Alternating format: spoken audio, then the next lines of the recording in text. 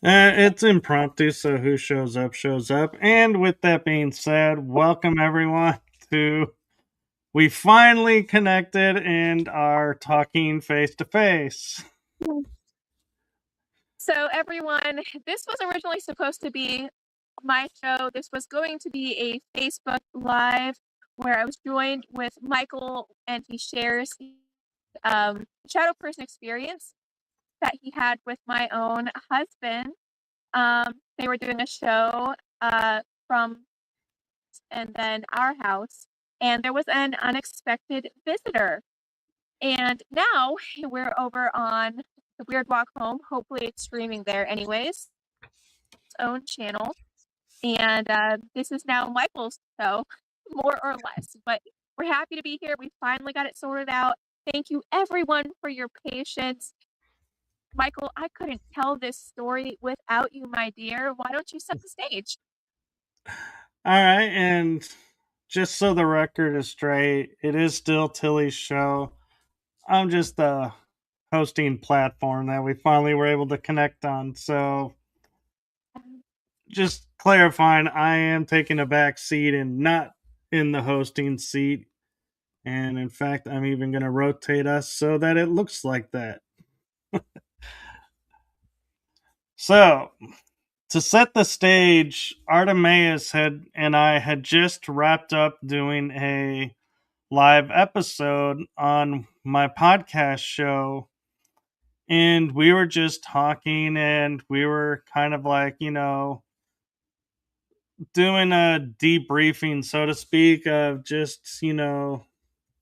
how we think it went and, what topics, we were like, should we have covered? Oh, and just kind of doing a little bit of talk. And so there is a part of the story I'm not sure if I can tell, but there was a reason he was on my show first. And so we were discussing that factor and he was like, yeah, this is, it's going to be cool for, future. We'll both be on your show in the future. So I was like kind of a little relieved because I was like, whew, I passed the test, so to speak. But we were just chit chatting and, laughing and cutting up.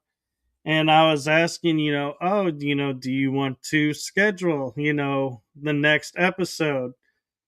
And he says, well, Tillie's not here. And so I would have to ask her, about her schedule. And I was like, oh, okay. And so we started talking a little bit more. And I said, oh, she's home. And he goes, no, she's not. I said, oh, there was a shadow that just walked behind you. I thought it was Tillie's shadow. And he says, Tillie's not here.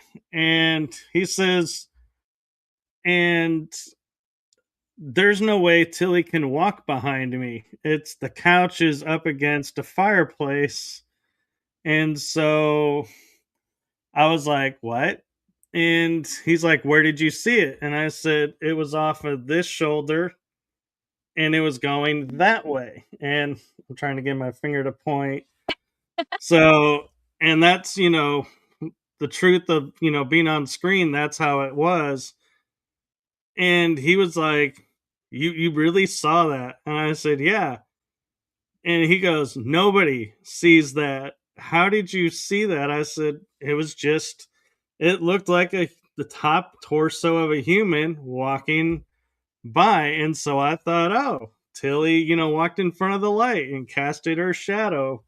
But it didn't dawn on me the shadow wasn't on the couch. It was only behind the couch. And so I was, and looking back, Isn't I'm that like, interesting? yeah. Ooh. Hey, buddy, I'm really, really sorry. I don't know if you can see behind me. We've been trying to troubleshoot for so long.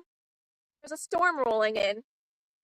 I have to go get home before I get caught out here in a storm. I hope you can hear me. You're starting to glitch out. Give me like 10 minutes to get home and get set up. and we can do this again.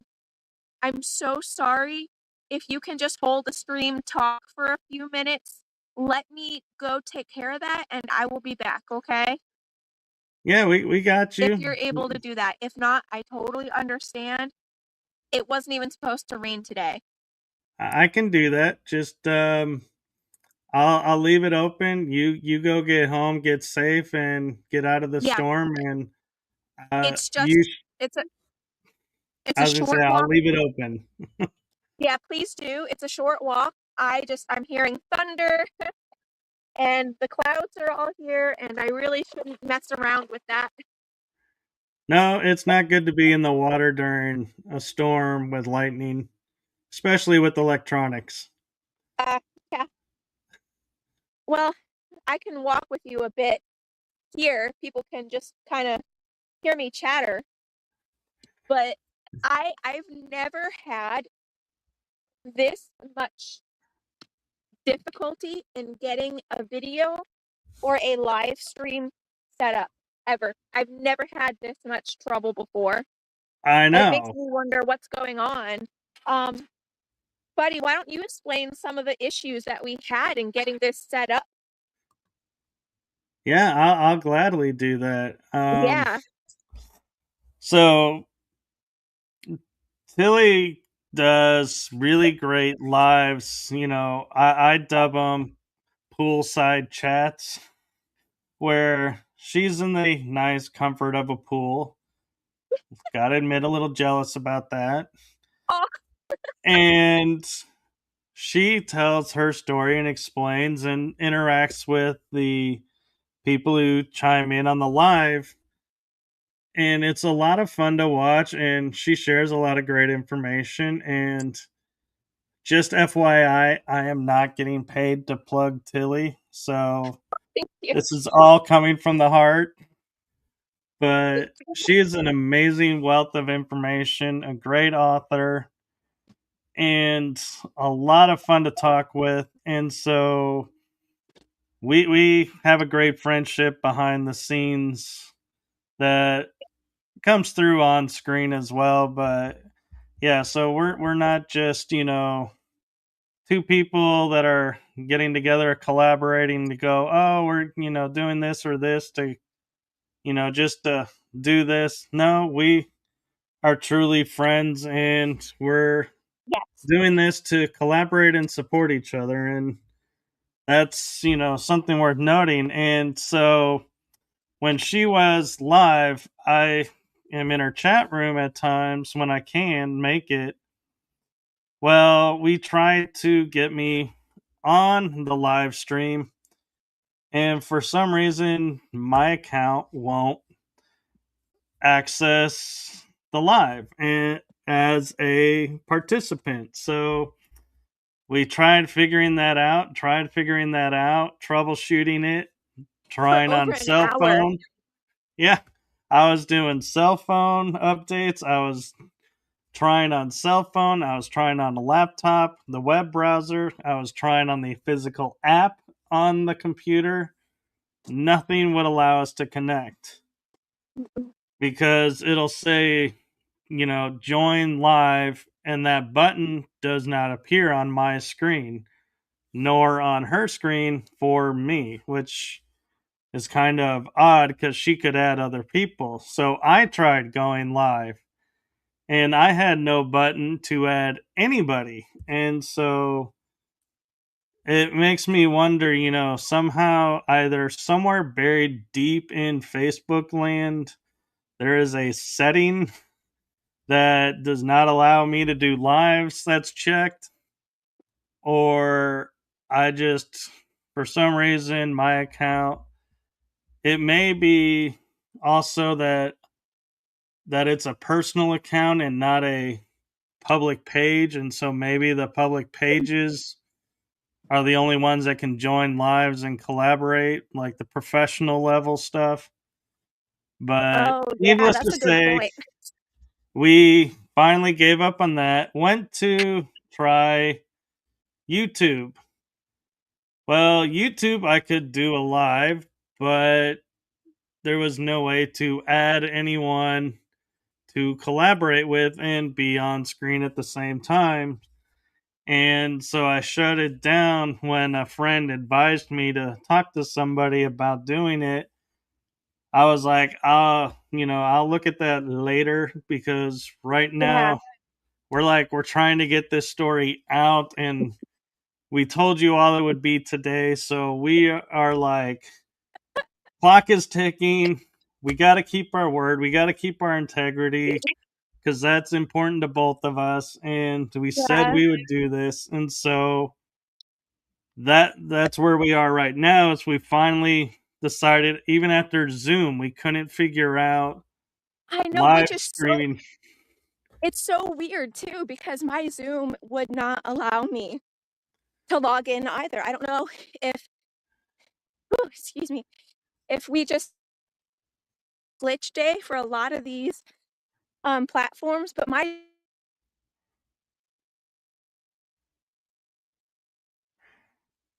I think because she's walking outside, the internet is cutting in and out. So, oh, here it is. well, Are you still there? yeah, we're here. We can hear you. There Okay. you are. Oh, yeah. Sorry, I got back to my house and the Wi-Fi picked up again.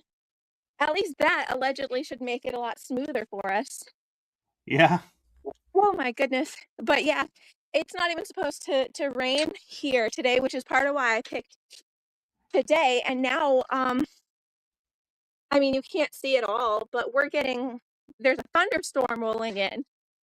And it's just And been one thing after the other. well, the funny thing is I'm looking outside and there's a thunderstorm rolling in where I am too. Oh wow. Okay. So it's not just me. No, Oh my but goodness. the funny thing is like she was saying the Zoom wouldn't allow her to log in.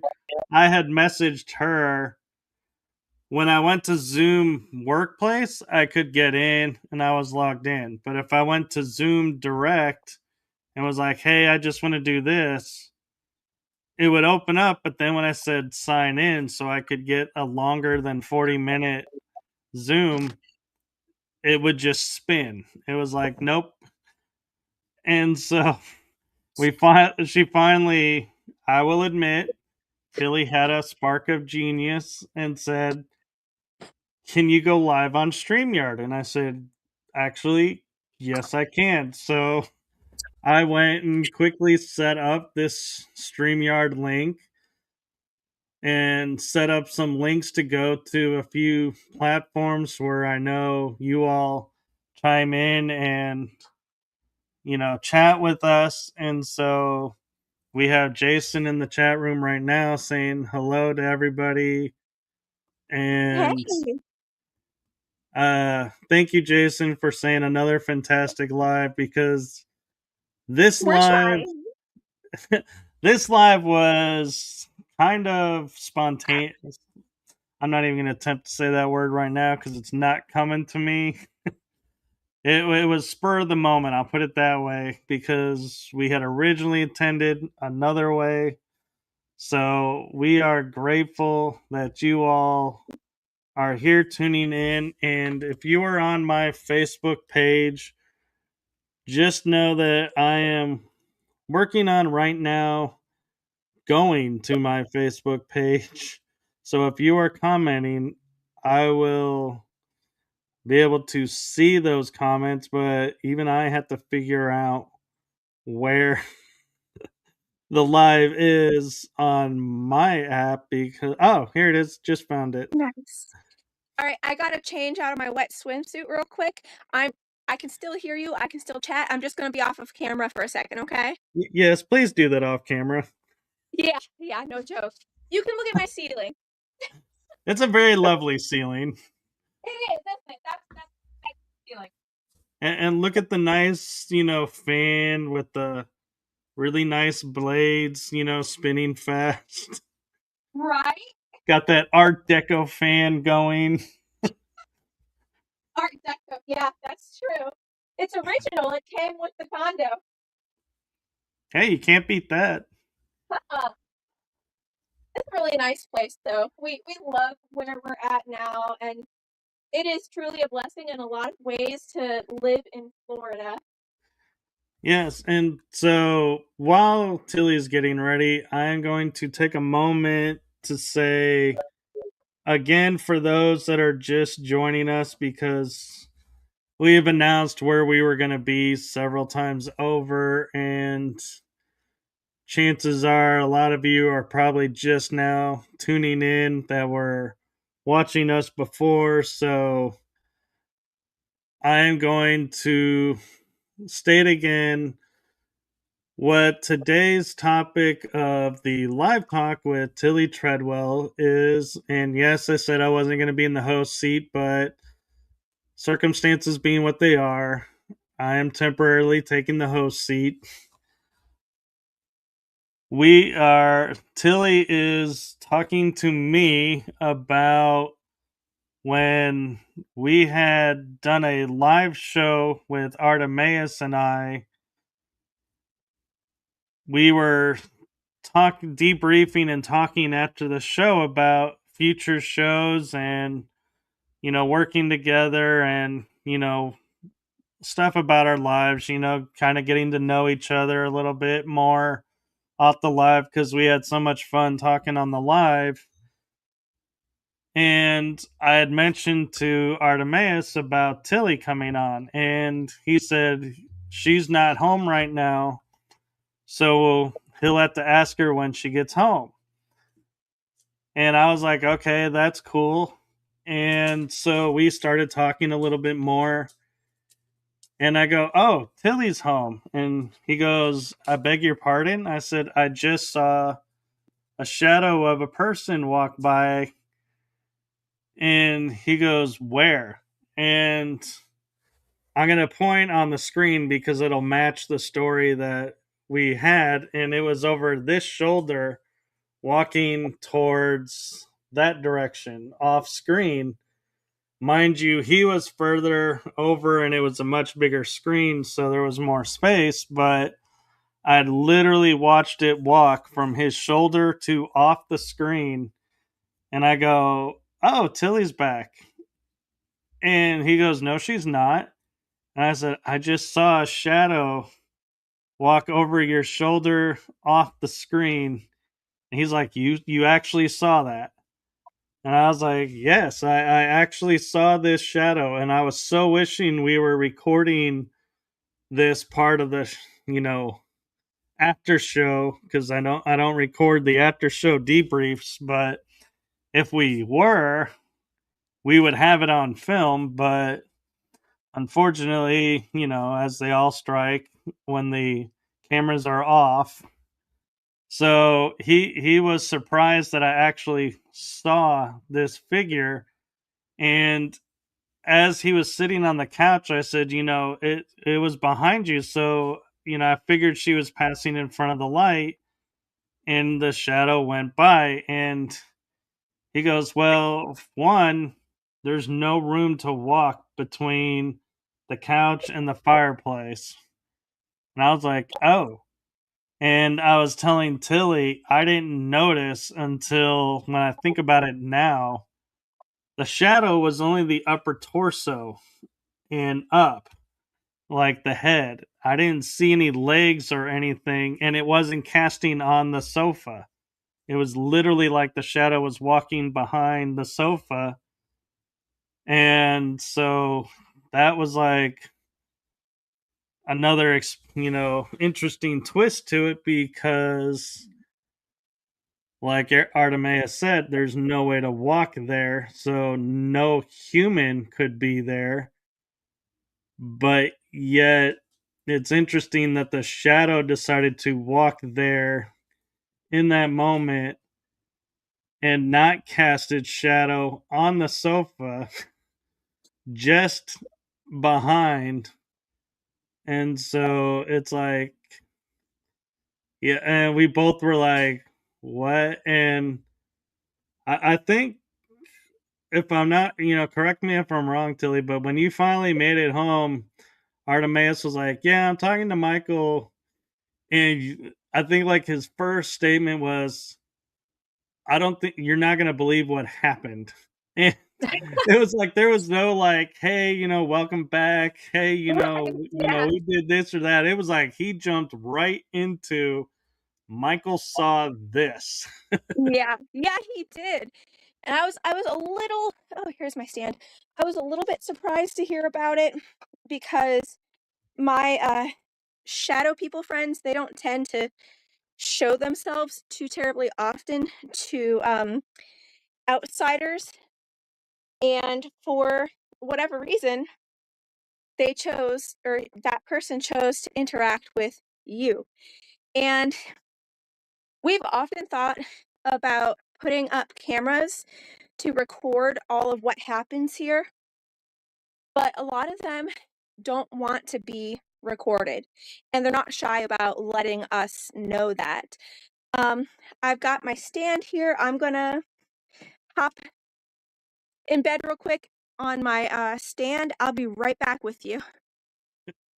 No worries. So, yeah, and so, as paranormal investigators, we see things and, we,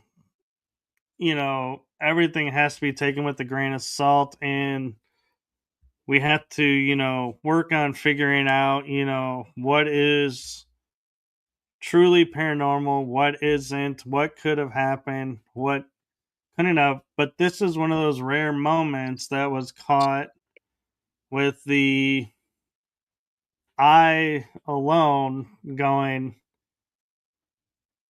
there's only one person in the house. He's sitting on the couch.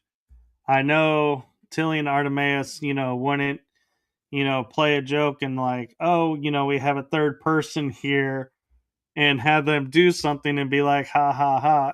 That's just not who we are. We're the type of people that are like, what you see really happens, and we're believers of you don't need to fake the material because the material itself is cool enough. So that's where I'm like, as the paranormal investigator to me, I was like, I can't explain this shadow at all because all the normal parameters that would cause a shadow to be cast were not present.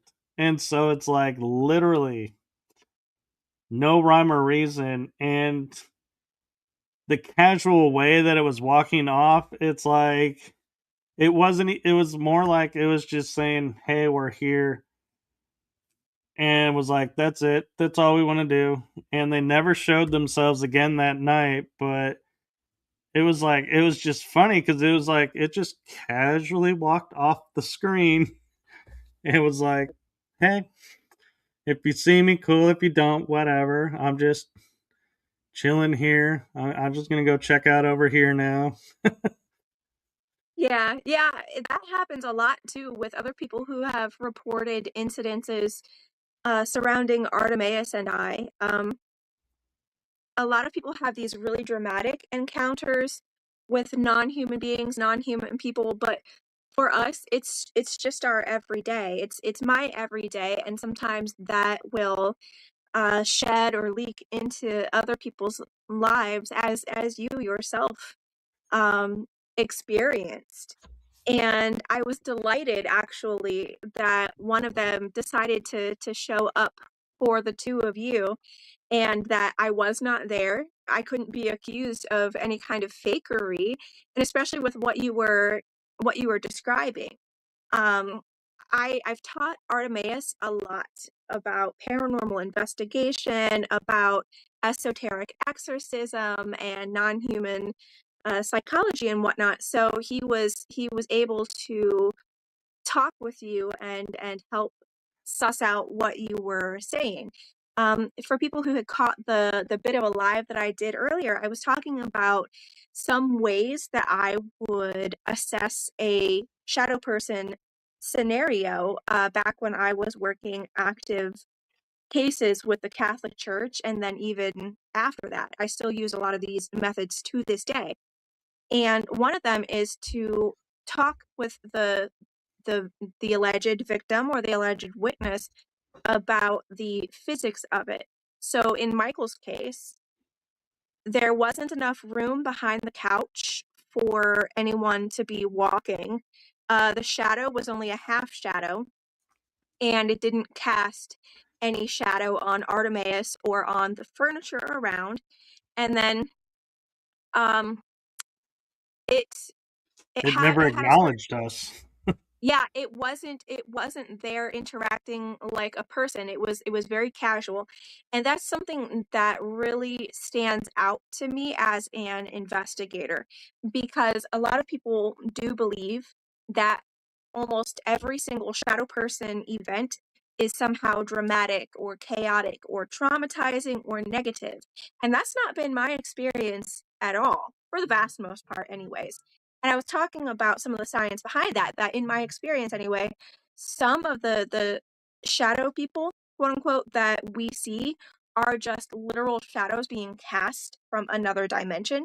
And some of them are actually non-human peoples who are manifesting here in this reality. And so they have more depth, they have more weight to their bodies and whatnot. And those types of apparitions interact with the physical environment in a completely different manner than just a regular old shadow. And when Artemis was talking with you about your encounter, everything that you said lined up with precisely all of the other types of events that I've encountered of this type, and it lines up with the known physics, quantum and otherwise, that investigators would typically expect to see during an encounter of this nature. So to me, what you were saying is perfectly credible, and lots of other people have come back and reported to me like, hey, I started working with you, and then I've started having these other types of events happen around my own house or my own workplace, or you'll never believe this synchronicity. And so I find that fascinating. I'm so grateful that you're here to chat with us about that. Had you ever seen anything like this before? So I was just about to tell you my experience was with shadow beings when I was growing up. Is when I would see them more. Is they would be in the corner of the eye, and when you look directly at them, it's like the energy dispersed. It's like, nope, we're not looking at you direct. But the interesting thing too is they seem to, in my childhood, appear in a dark hallway, come through the doorway, come towards, but there's light on. But the second I look at them, they disperse. So when I was talking with Artemeaus, there were lights on. I mean, there was no dark spots in the room. And so it was really interesting to me that it started right behind him because I could still see, he was like this on the corner. So you can still see some of the background on this side. And it started over here and walked off. And yes, the screen was bigger because, I had a bigger box on the screen, but it was interesting to me that I'm looking directly at this shadow being, for lack of a better term, but it never dispersed. It's like, how am I looking directly at you, but you're staying in form until you got off the camera? Yeah, that's another anomaly that people have described when visiting with me and with Artemis, especially on our own turf. Um, we don't tend to have people over too much anymore, to be honest, because sometimes people are not ready for who and what they encounter. But say, for example, if you were to come over, you might start seeing some of the things and the peoples that we see. And um, a common tale that we've heard from people is that sometimes they will see a complete shadow shape in one form or another, not in the periphery, but right in plain vision, and it doesn't disperse. It'll walk into a wall or float into a piece of furniture or turn a corner and then be gone, but it's not like how a lot of people experience them, where they'll disperse or they'll just seem to evaporate. So these are, in a lot of ways, fully formed non-human visitors that have enough energy here in our home, for whatever reason, to completely manifest and then interact in the environment with us. And shameless self plug, my friends, I do talk a little bit about this type of phenomenon in my brand new book, Tille Treadwell's Enchanted Objects, that's available over on Amazon. And I talk about some of this phenomenon from the inside, including cutting edge science as well, material sciences, quantum sciences. And you might want to check that out too as a companion piece to this live that we're having here. But yeah, Michael, do you have anything to add or ask on that topic? The fully formed peoples and beings and whatnot? Well, I would add that I was on another investigation, and it was not, with Tilly or Artemeaus, and it was dark, and we were seeing like a shadow forming in a hallway, Mm. and a friend and I were like, we're watching this, and we're like, I'm hoping I'm getting it on camera, and my friend's like, oh, you won't get this on camera because you don't have the right kind of camera. It's a very specific camera that will pick these up. And I was like, oh, well, that's good to know. I thought that's what the body cams were for. But we were, we made the mistake of, with like, the rest of the team was further in the room going, oh, there's a shadow forming here. And they all shine their lights into the door frame to go, where? And I was Yeah. like, nowhere now. You guys dispersed it, and it turned to poof and disappeared. And so I was like, oh. And so that's been my experiences with the shadows is, any light source Mhm. causes them to disappear.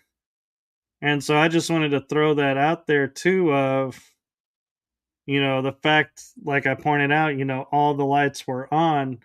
But the other thing that I wanted to add about it was when I said to Artemeaus, when he was, I think I let him finish what he was saying, and it wasn't that long. I was like, "Did you see the shot that, that? Oh, Tilly's back because the shadow." When I mentioned it to him, he was like, "What did you see?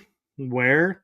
It was like he was like genuinely confused and was like, "What's going on?" And so I could tell by his facial expression, yeah, he didn't set the stage for something to happen. And besides that, if personally, I'm of the opinion, and you all can chime in and tell me if I'm wrong or not.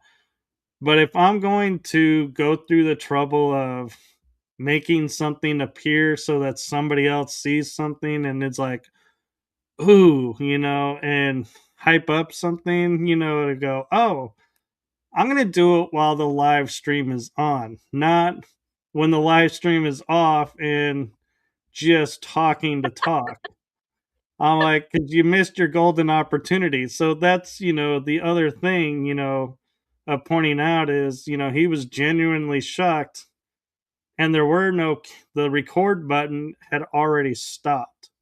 It was not like, oh, let me get it in at the last second, and oh, the timing was off. I mean, we had been offline, meaning we're not live, recording for probably a good 5 minutes, probably or so. But it was enough time to where it was like, yeah, you couldn't mistakenly say, oh, trying to sneak something in at the last second. It was like everything of what you would think somebody is doing to fake something, just it wasn't lining up because all those factors were voided because, yeah, the moment had passed. We had like an hour and a half of nothing, and then it happens after, and it's like, yeah, he had plenty of time to do something. So that's the other part of the story that I like to add in, is to go, for sure, Artemis and Tilly are not foolish people to go, oh, now's our moment. And it's like, no, the moment had passed, but okay, they're not going to slip up and, be like, oh, we thought we were still recording and did this. Nope, not those kind of people. So Mhm. we're all smart, intelligent people, and we're all credible and integrity driven individuals. So it was no shenanigans going on behind the scenes and no missed opportunities. It was like a moment of looking into their world through the lens just for my benefit, so to speak, is what it felt like. Oh, that makes sense. Yeah, there have been other people, I'll tell a few stories here in a moment, who have said the same thing, that they're grateful to have met me and get to know my world because some people get to really experience some events and meet some types of peoples that otherwise they never would have. And I don't choose who my friends and companions interact with.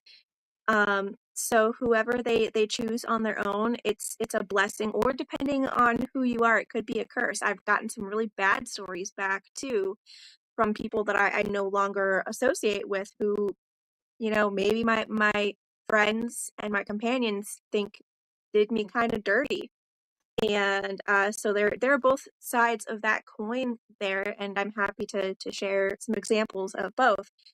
But that's really what it's like living in an inhabited house. It's a mixed bag of personalities and a mixed bag of agendas and motives and whatnot. They love me, they absolutely adore me, and they do everything that they can to help and protect me and um, to assist me in navigating this lifetime.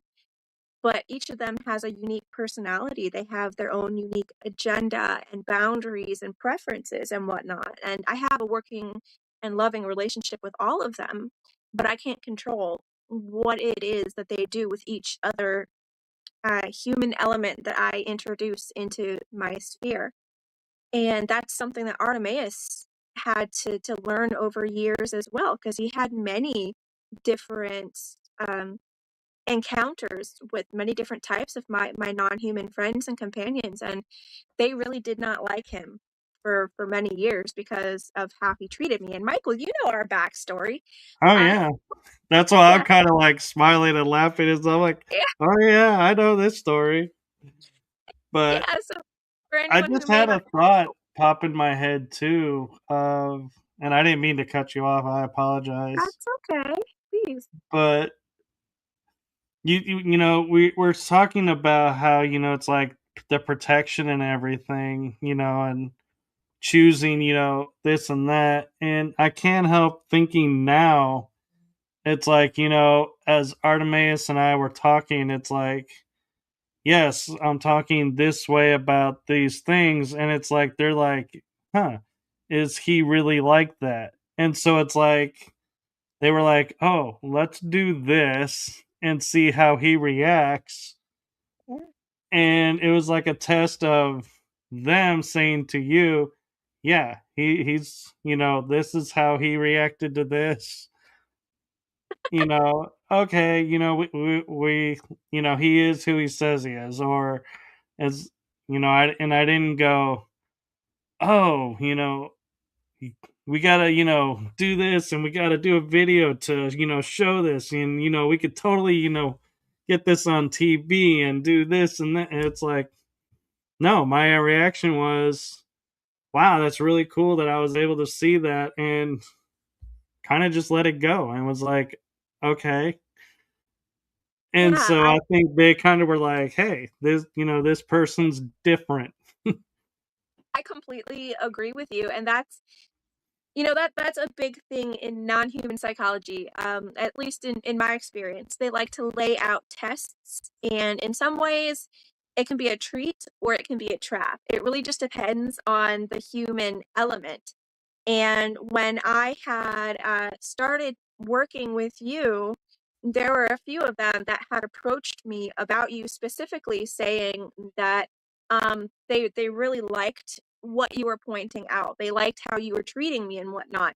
And I said, that's good because I like it too. I'm getting good vibes, quote unquote, from him, and I'd like to continue. And then meanwhile, there are other people that they tell me, okay, this person, they have some healthy things for you or not, and they evaluate each person that comes into my circle essentially, and they give me advice, they give me tips and feedback. And that's how my relationship started with Artemeaus. A non-human guardian of his family came to me and told me, like, if you get involved in this relationship, it's not mandatory for your lifetime, but there are going to be massive benefits down the road if you can make it through. But generally, here is what his family would make of you. Here is their psychological profiles. It's going to be extremely dangerous and extremely difficult for you because it will be full of abuse and neglect, and they won't like you for many years because of your differences. But if you can make it, this is what's going to happen later on down the road.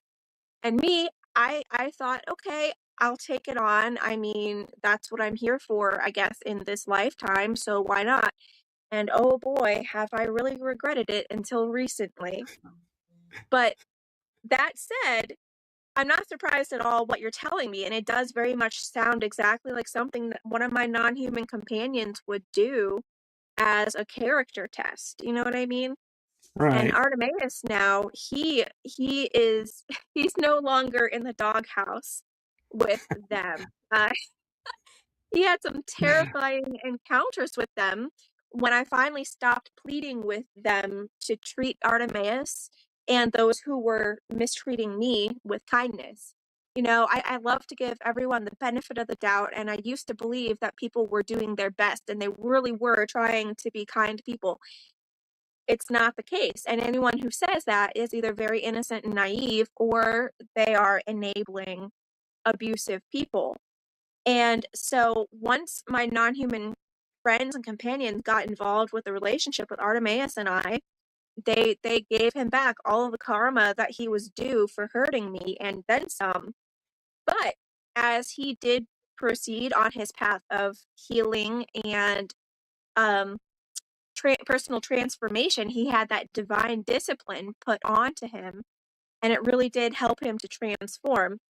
They started to give him more and more little tests, like what you were describing, and to help acclimate him to the type of life that I live. And eventually, he was passing those tests with flying colors, and now he's used to it. If he sees a mimic in the hallway, or if he wakes up to someone who, quote unquote, shouldn't be there, if he sees a shadow person or a mist, or if he were to meet a small cryptid in the house, he's not he's not at all offended by it or upset by it. He doesn't think it's evil or is out to eat him or anything of that nature, and he doesn't try to exploit it. You know what I mean? He Right. understands the psychological boundaries, and we have a really nice working, living, loving flow, all of us together. And I think what happened with you, it makes me really happy because it means that they were inviting you in. I mean, you haven't had any bad luck or anything since then, right?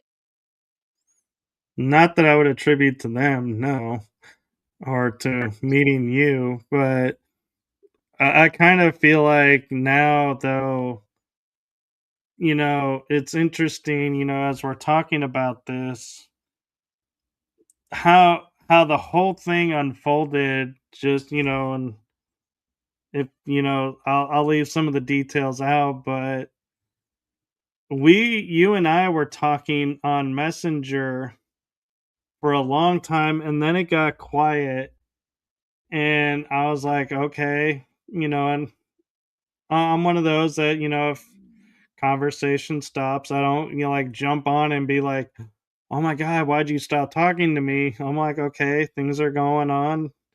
Person's busy. Just, give them space and, connect when, connect. And it was like probably like a couple of months, and then I was like, "Oh, hey, we were talking about, possibly doing an episode." And you're like, "Oh, I'm not doing that now. I need to go, it's now being done this way." And so I was like, "Okay." And I felt like part of me felt like, is this a test? Like, the way you were Mhm. wording it, I was like, is this a test to see, what's gonna happen on the episode, or what's going on? Because the way it was like is she's like, you have to do it this way if that's okay with you, and I'm like, yeah, that's fine. And it's like I feel like I kind of surprised you because you were like, oh, okay, well then, yeah, I'll put him in touch with you. And then he and I did the episode much later, and then we, talked. This experience happened. Tillie and I would talk a little bit more than behind the scenes like we were before the break or the silence happened, and figured out what was going on. And I was like, okay, I respect that. That happens. And so I think I even was like, kudos to you for, doing that, and, stepping back and doing what you needed to do. And then we started talking, and then I was like, oh, hey, I'm going to be, and then at the timeline, if I remember right, is you then came on the show and we did our episode, and then we met actually at the conference. And what was funny is at the conference, we, were like talking, and you would think we'd known each other for a long, long time. But in reality, it was like probably less than a year. Mhm. But there were certain things that you and I had talked about in the early days before the break, of communication.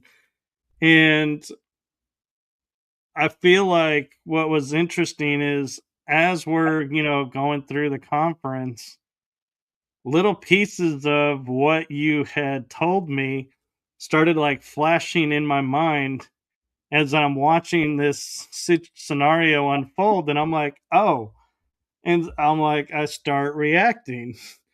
Yeah. And Tilly and Artemeaus are like, how did you know to do that? How, what, how, thank you so much for doing that.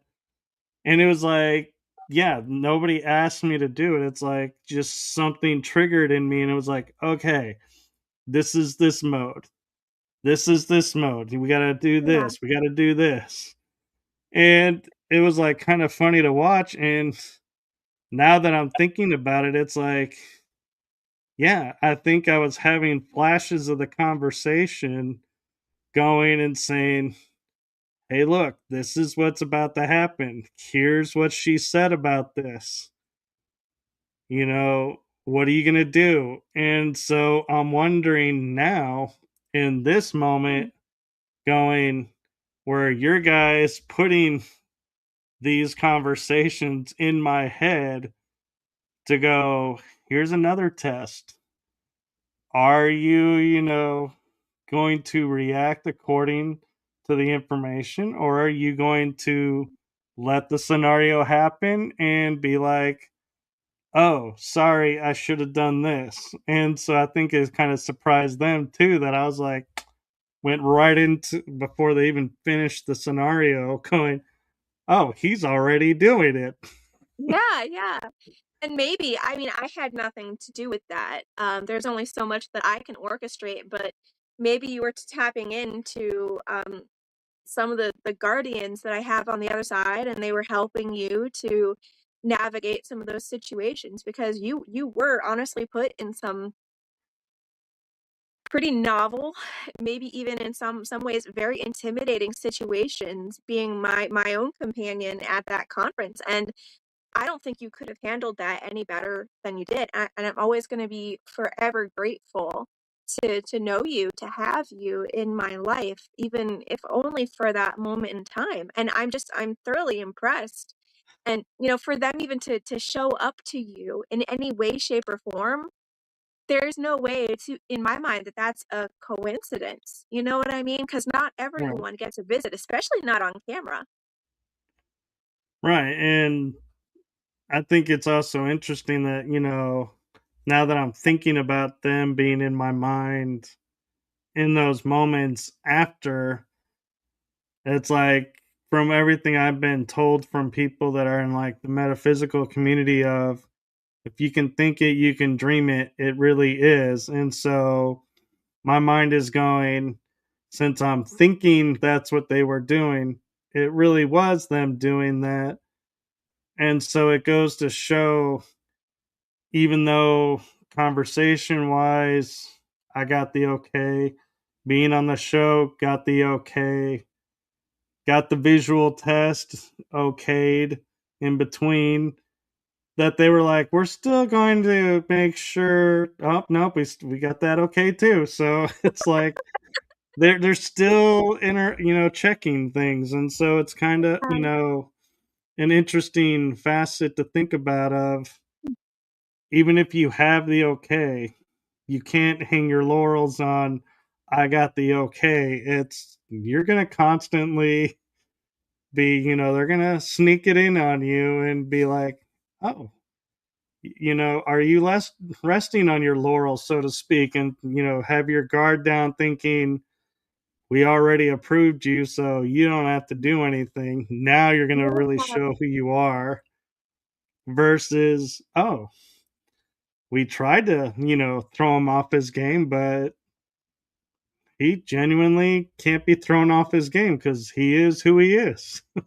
Yeah, I think you've got a point there, and that lines up with what they've told me too. And as I was talking about earlier in the streams that I was trying to attempt, I do a lot of work behind the scenes with psychologists, geneticists, and quantum scientists, physics scientists. There's a lot of people that I work with, a lot of stuff that I can't talk about publicly yet, but maybe that'll change in a few years. I don't know yet. Um, Regardless, all of my evaluations come back saying that I'm a very sweet, innocent person by nature. And that's something that my non-human friends and companions they're just always on me about it. They're like, you can't take a person's um especially like a person who is higher in ego content and higher in emotional content. You cannot look at them as being like us. We are stable and consistent through time, but human people especially have lots and lots of feelings and ego highs and ego lows and completely different needs than what um, we non-human people would have, than what you're used to. And that's something that I've talked about at length with psychological specialists who work with me behind the curtain. And so I've had to learn how to continuously evaluate someone for their motives and their personality and things of that nature, because it does not come naturally to me.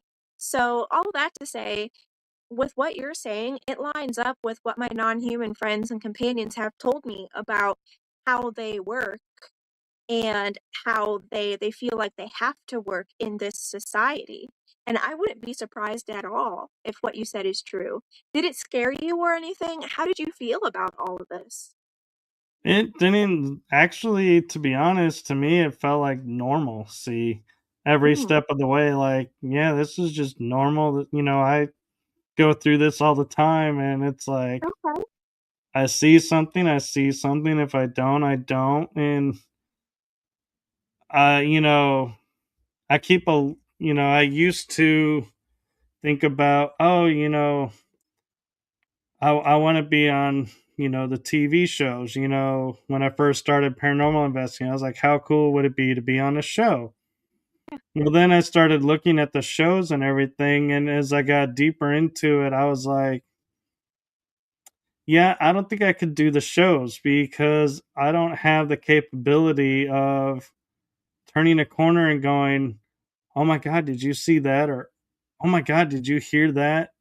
If I didn't see or hear anything, it's like I Mhm. can't just throw it out there and be like, did I hit my cue right? Did I, put enough emotion behind it to get the intent across of what you wanted, Mr. Producer or Director? And I was like, I don't have that actor part to it in me anymore.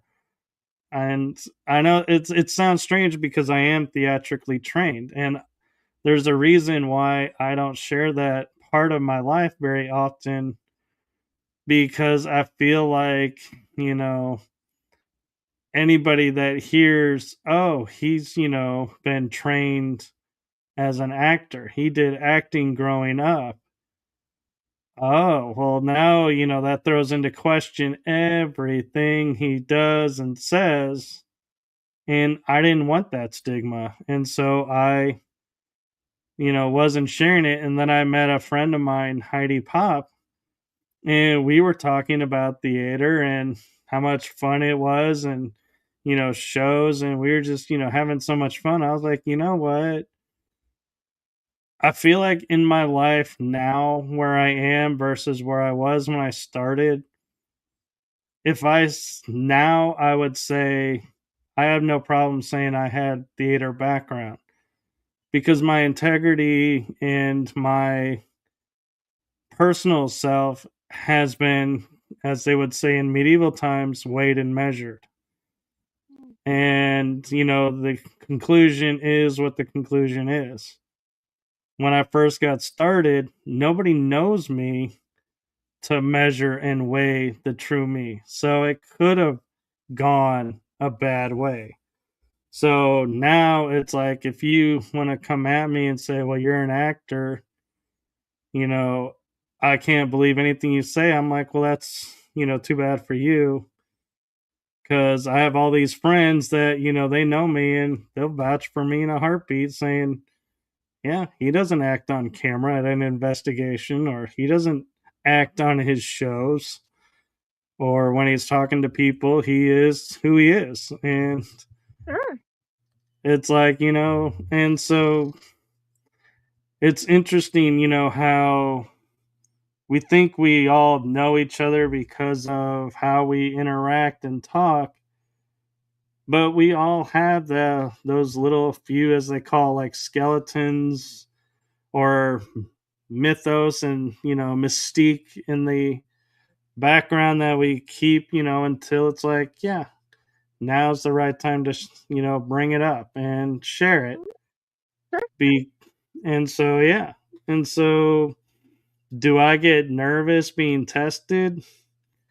If I knew I was being tested, I would be totally in my head and going, "Oh my god, Mhm.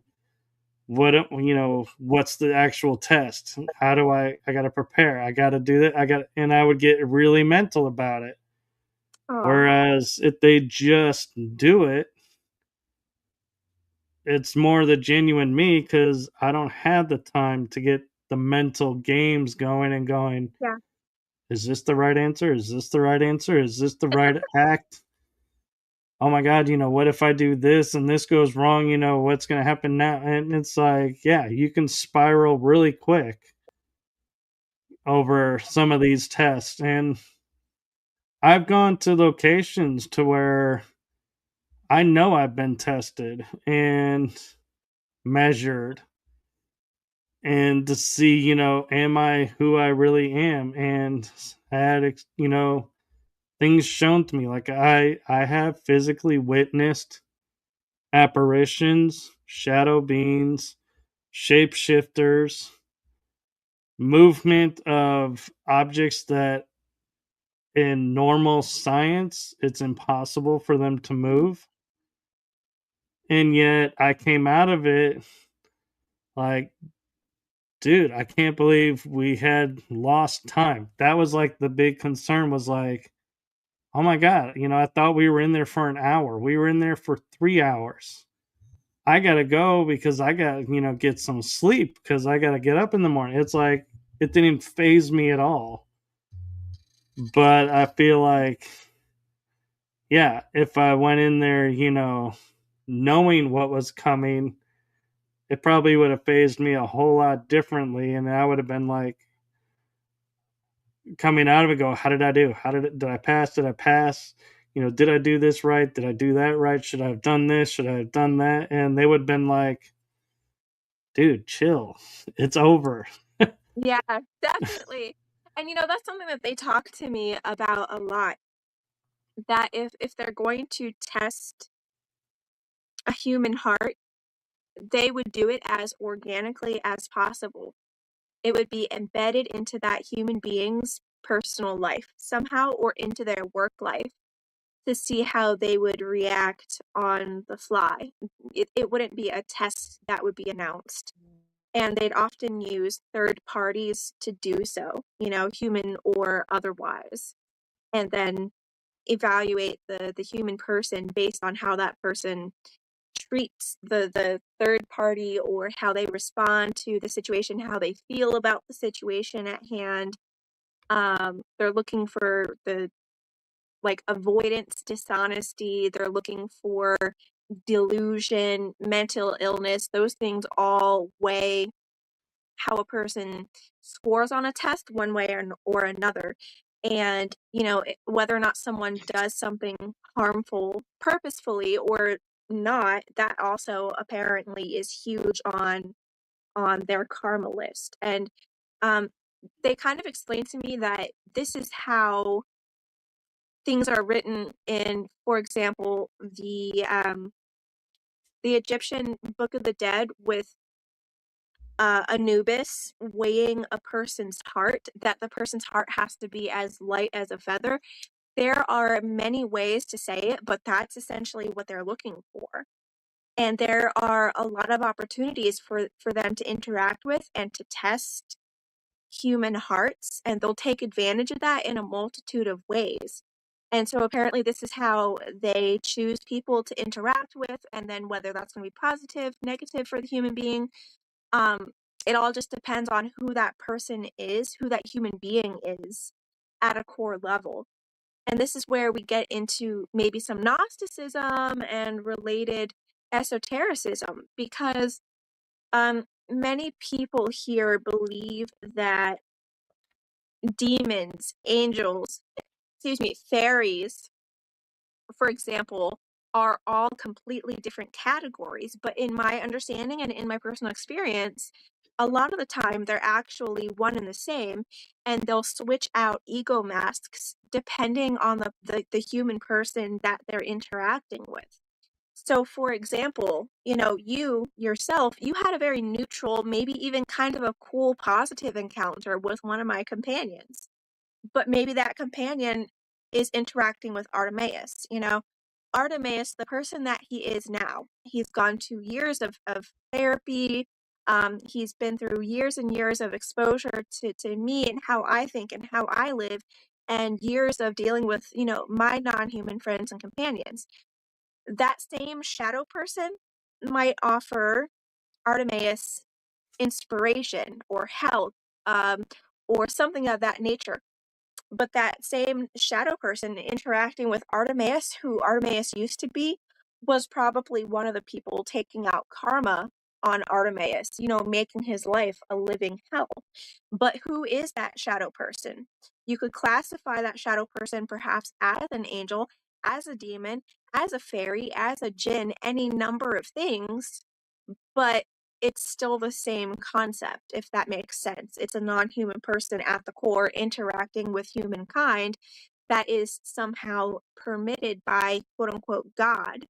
Because without God, none of us would be here, at least in my understanding and in my theory. So I believe that all of us are divine beings in one way, shape, or form, because we all contain that creative spark at the heart. Does that all make sense, or am I just talking gibberish? No, it does, and I have two examples to back it up actually. And Awesome. I was talking last night with a guest, and somehow we got, we were like, we're not going on to, a religious rant, Mhm. but, and I was like, yeah, you know, But here's something, that's interesting because, we're talking about bringing the divinity of the self back. And you need the divine masculine and divine feminine both in the individual. And so I'm like, yeah, we need to bring this back.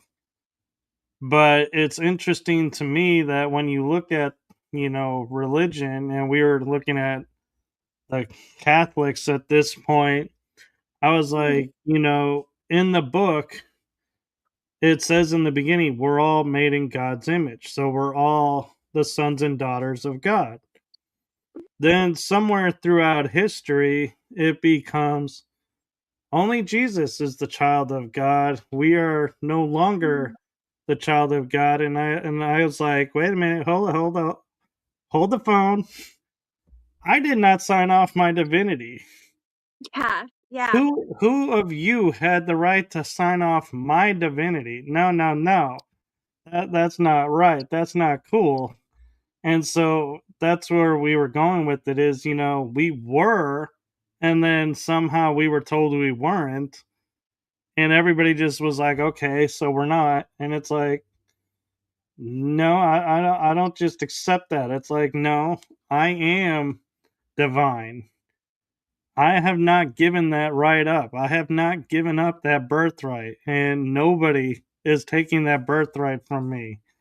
And that's what people, I think, need to do, and that's what people are doing now. And when we say, become your, sovereign, your,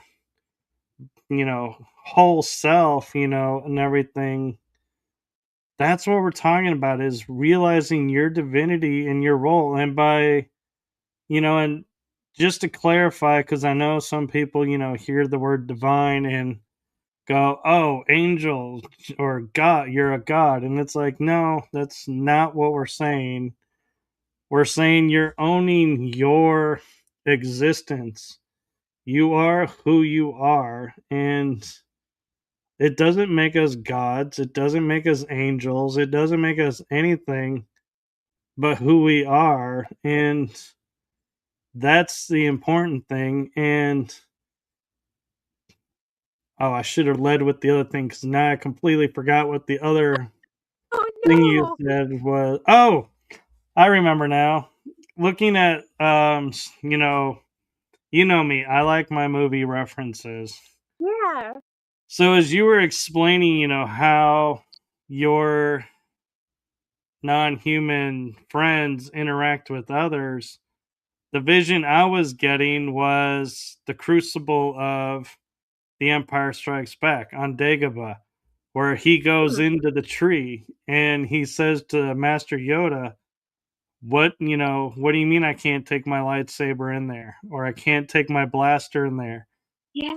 goes, you're only taking yourself in there. Well, Mhm. what am I going to find in there? Only what you take with you.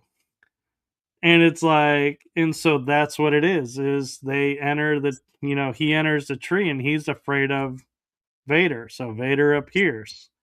Uh-huh. So the visual for you is, the interactions with the non-humans, it's like they're inside the tree waiting, and whoever comes and enters the tree, they're going to show them exactly what those people brought in and be like, yeah. And I think that's why everybody's experience is different because Yes. everybody brings difference. Yes.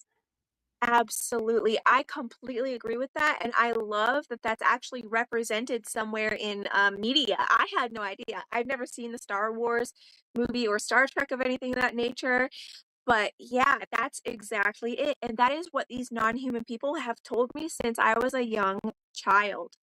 And that's something too that keeps coming up time and time again with them. They are always telling me whether they're presenting as angels, demons, fairies, elementals, cryptids, anything of that. They're always telling me that all these different sides love me because I'm what they call pure of heart. You know what I mean? So I'm very innocent and naive, which has led me to lots of earthly troubles. But that's what they say that they love me for. And so even the so-called demons have often supported me in my journey. They've given me priceless information. They've handled business for me that's been too difficult for me to even be able to touch because they love and respect me that much. And it's not that I've gone out of my way to work with, quote unquote demons who want to destroy humanity. It's that all non-human people, in my understanding and experience, present as reflections of whoever is in front of them. And so the purer of heart someone is, the more accurate and honest and just in general loving someone is, the more the non-human people will treat that person with complete respect, no matter what quote unquote side they're on. This reminds me, have you ever heard of the movie Bedazzled from I have. 2008? Yes, that is one of my most favorite movies ever, especially when it comes to esoteric and paranormal non-human matters and relationships. Not to spoil too much of the movie for anyone who hasn't seen it yet. However, I it's really think it's important. safe to say, Tilly, you can not put a spoiler alert out. That movie has been out so long Forever. that unless you're under a rock, yeah, you deserve at this point to have the spoil alert. Okay, well, in that case, I'll spoil it. The devil and the so-called God are working together in tandem to help the subject of the movie grow and mature his spirit throughout the movie.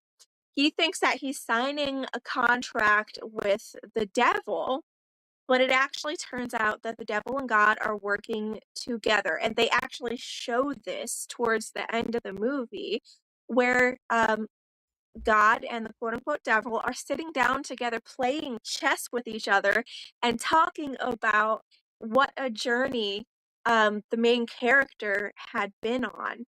And it's made very clear that even though it appears that they are complete opposites, they're actually very good friends and they work together extremely closely. And this has always been my experience with non human peoples. So that's something of a message that I like to get out there as much as I can. I promote the idea of shadow work, lots and lots of deep shadow work, especially for people who have really high ego content and really high emotional content. And you'd know this because someone is very fearful. They might have a lot of anxiety. They may have a suspected or a diagnosed personality disorder, which that may be a topic for another day, but it's not hopeless if someone is diagnosed with some type of personality disorder. Maybe we can get into that some other time. Addictions, addictions to alcoholism, to drugs, to overworking, or to perfectionism. Those are all symptoms of having high ego content and high emotional content. But some of the divine treatment you could say for that, in my experience and understanding, are the two different sides of the non-human psychology coming together to attempt to guide that person towards opportunity to change and heal and grow on their earthly journey. And that just keeps coming up time and time again. So in Bedazzled, for example, it follows the story, the main character, played by Brendan Fraser, I think. Was Yep, that who played? I knew it it. was. Yeah, he was pining after a particular woman. He was just madly in love with this lady, and she had shot him down. And so he made a deal with the devil to win her heart. And the devil was putting him through all of these different scenarios until he finally got it that she was never going to be his and that he needed to release her to be happy and for him to go on his own path. And then Yeah, in the end, he wound up getting his own, um, you could say twin flame or soulmate, whatever you'd like to call it. And it was only by letting go of that addiction, that yearning, that his person could actually come through for him as the divine blessing. But in the reality, it was a master plan by both sides of the non-human psychology to help this beloved soul um, continue to grow. And I think it would be really cool. I don't know if this will ever happen, but I think it would be really cool if maybe some of these divine people came to Earth and tried to integrate in, human society, because what an adventure that would be, kind of flipping the story on the head. You know what I mean? So I don't know, but isn't life fascinating?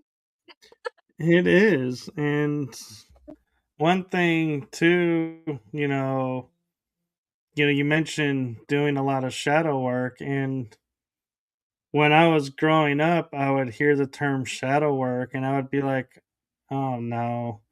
Cuz you had you hear the word shadow and you're like, I don't want to," and you had this connotation that it's either going to be hard work or you're going to be doing a lot of work over a long time, and it's like, you start painting a picture.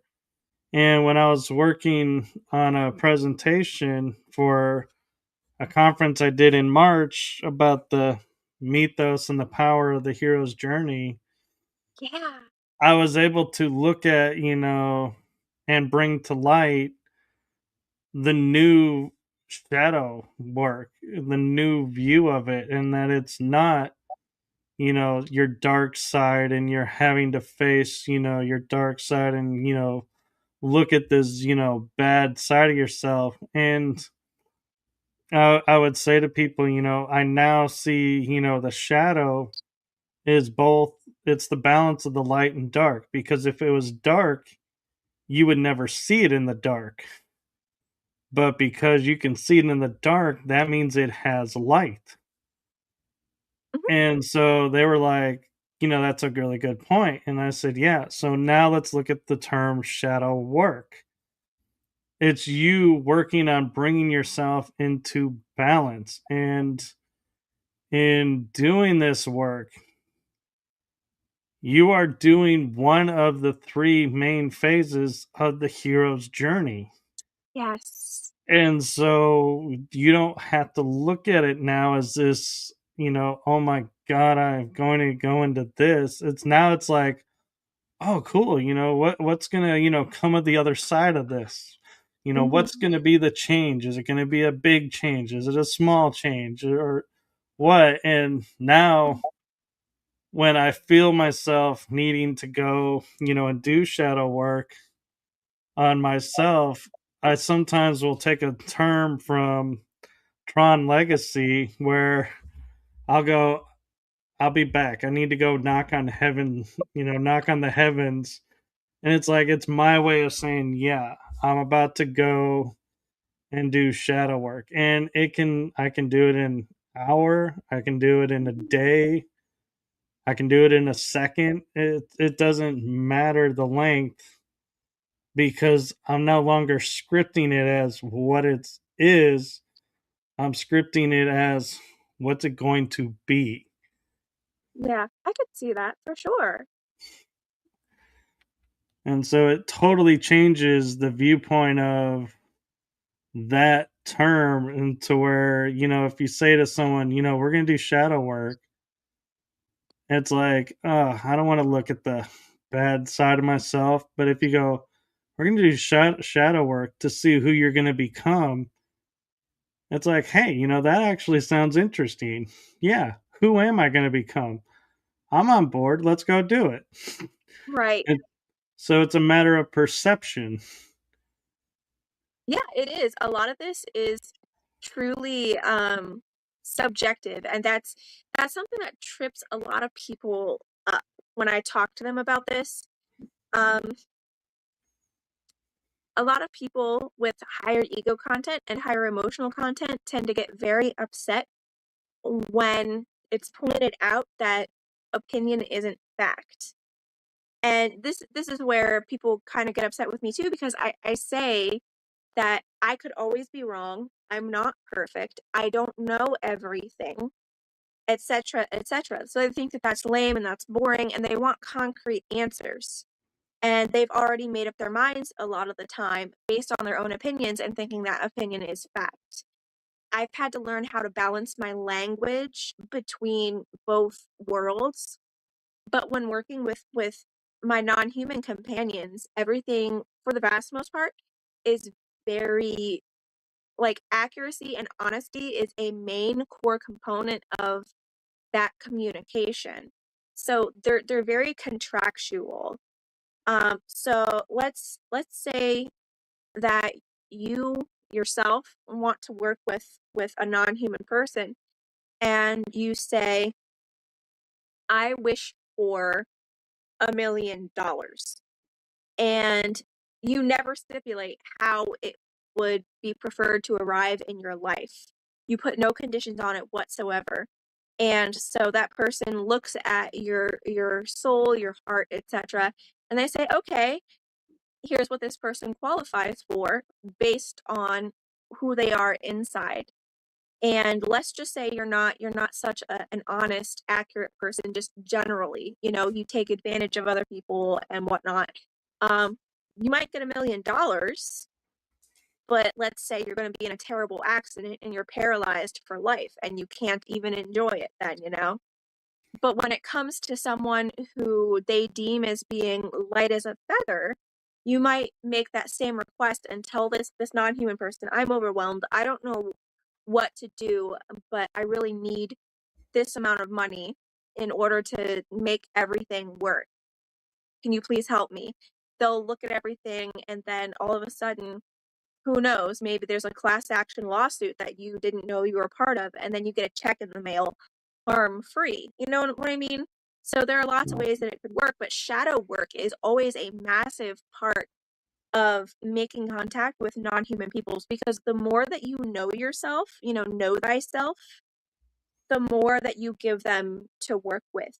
If you heal your alcoholism, your codependency, any issues that you might have with physical or mental health, if you treat yourself with love and care and honesty and accuracy, that's most likely to be reflected in the relationships that you are eligible to have with non-human people.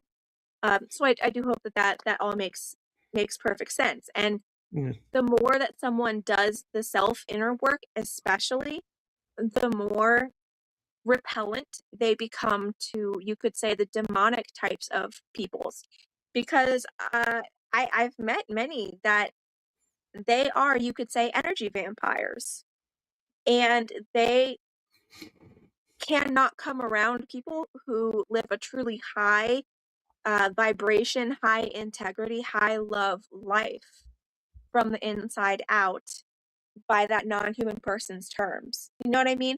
So it completely repels them on, you could say, a physical or an energetic level. They literally can't be around it. It's like wearing sage all the time. Does all of that make sense?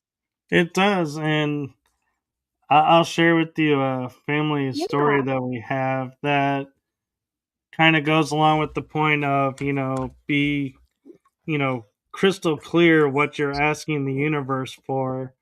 And my dad had put out an affirmation to the universe. He needed a lot of cash. Ah. So he wasn't working at the time, and a gentleman reached out to him and offered him this great project. And so he's like, okay. And he was doing a lot of work with this person.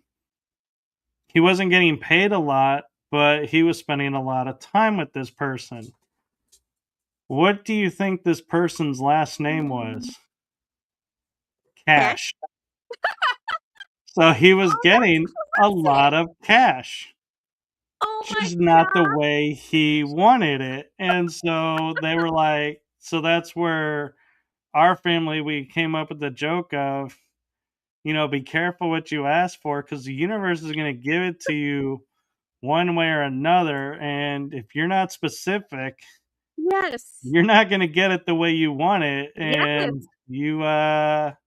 that's on you. And you can't fault the universe for that. And it's Yeah. like, yeah. And it's like, we can't help but laugh at, the unfolding of that, because we're like, that's a truly great lesson right there, because, how many times do we say, I just need money for this or money for that.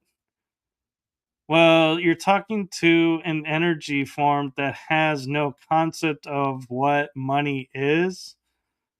So they can be giving you lots of pennies, lots of coins, or lots of, tens, 20s. And they're like, here, you got a lot of money. This is money. And you're like, Yeah. yeah, this isn't, the denomination of money I really needed to help. And it's like, well, you didn't specify how the money looked. So you got a lot of money. You just, again, you got to be specific. And I know it sounds weird to say, if you need $1,000, you even got to say $1,000. You can't say $1,000 because you could end up with a Yes, thousand deer outside because exactly. they're known as bucks. And so, Exactly. And they're always hammering that point home with me.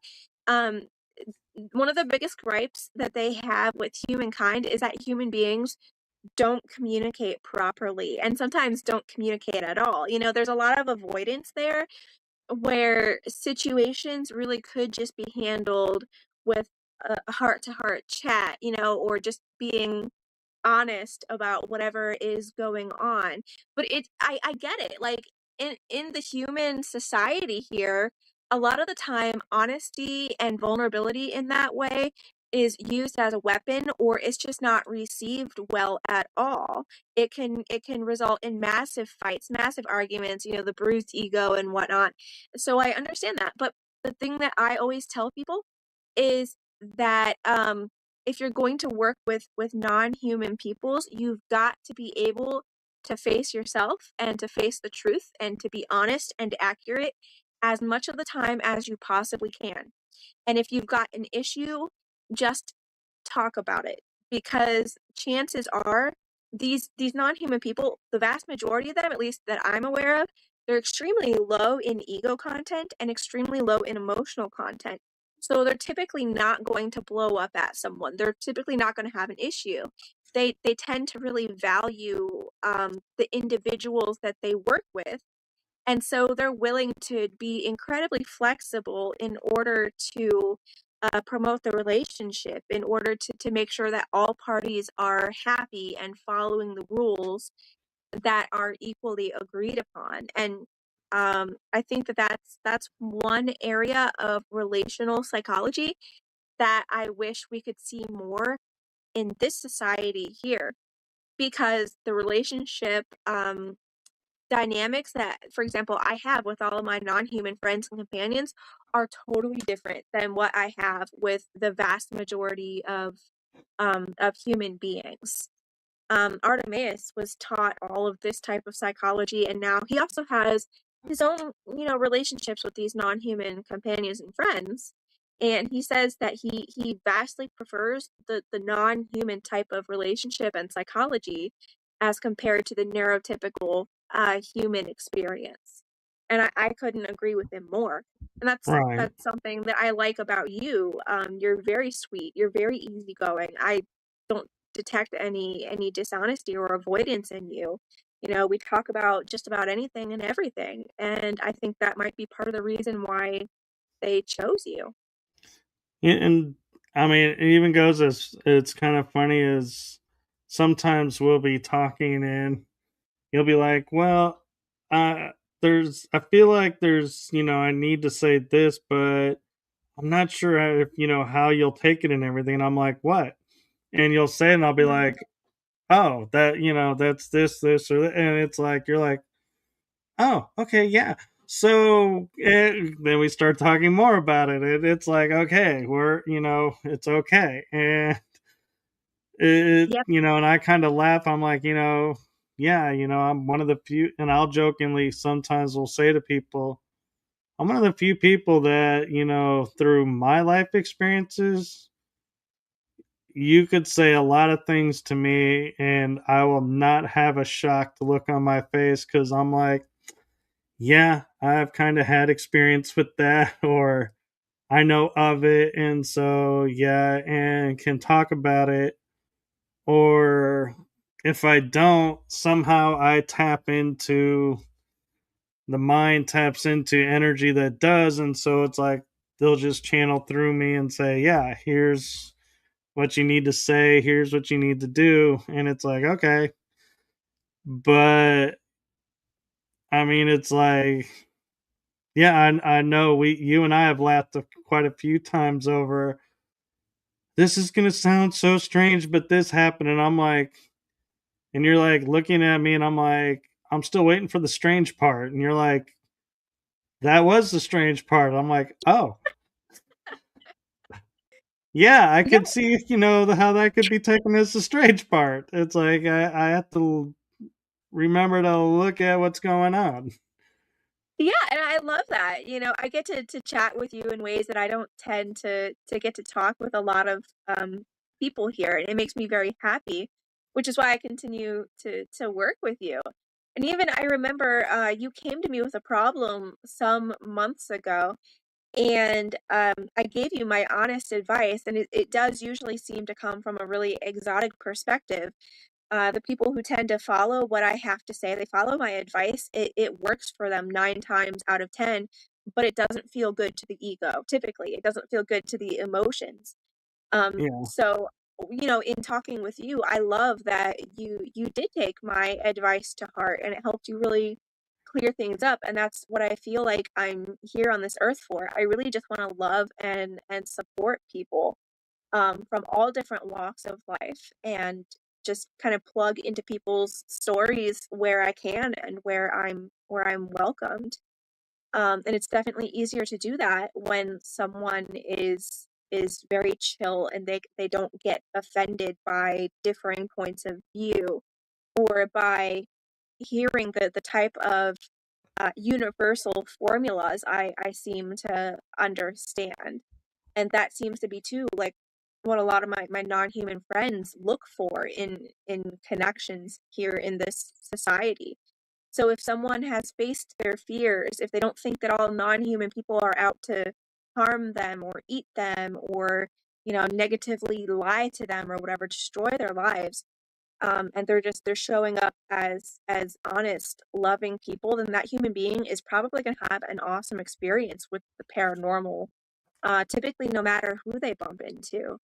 So yeah, that's really the message that I want to get out there, and that's why bringing you on to talk about your experience with the shadow person was important to me, because a lot of people have that negative understanding of shadow people, but there are lots of different types of shadow people out here, and a lot of the time it's a very neutral or sometimes even a very positive experience. And you've not had any kind of bad luck or anything of that nature. In fact, you've gotten closer with me. You've gotten closer with Artemeaus and maybe even with my own non-human friends and companions. You're still trucking along doing great. And I think that that's important for the public to see. yeah. I mean, yeah, I'm not gonna say my life has been kind of on the upward slope, and Sure. just keeps rising. No, there's been some bumps and everything along the road, but I'm the type of person, like, if something's happening, my first thought is, what in my field is bringing this about? What in my, journey am I learning in this moment that it's come forward like this? Okay. And then I look at it and I move on.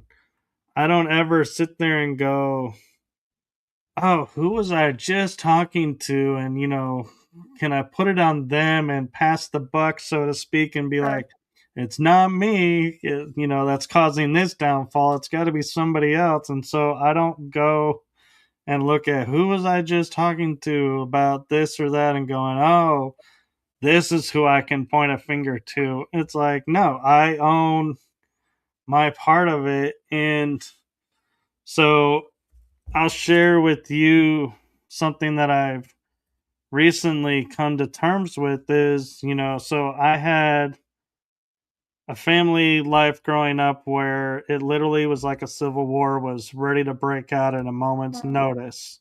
Sides were drawn, It's like we could go to blows at any second, any moment. And so I was always guarded and always careful who I would talk to, what I would say, who knows who.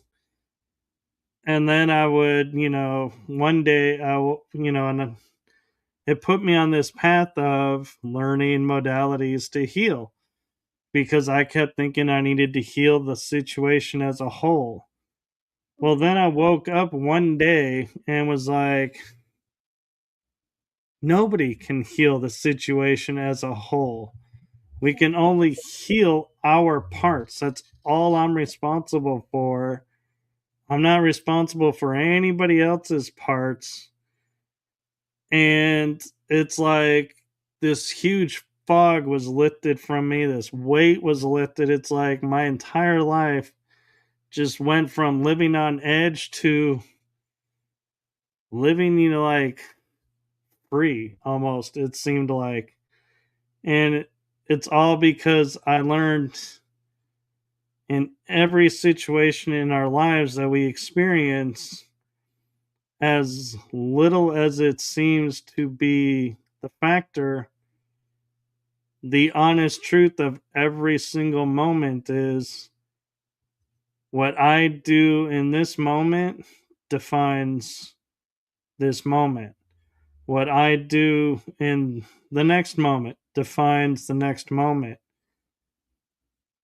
But the moment is just what my part of it.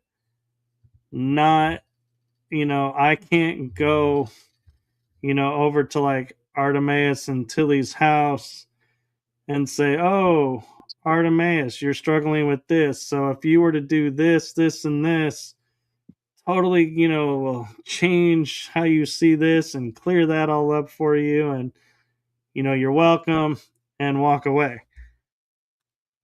That's never going to happen because I'm not Artemeaus. I don't Mhm. know what Artemeaus is experiencing in this moment Mhm. that brought this situation to light. I only know what I'm experiencing and what I'm learning.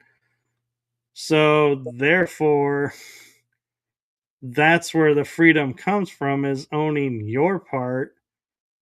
That's what life is all about. That's what the journey is all about. Your part. Not, hey, we're responsible for this situation because we're a part of it.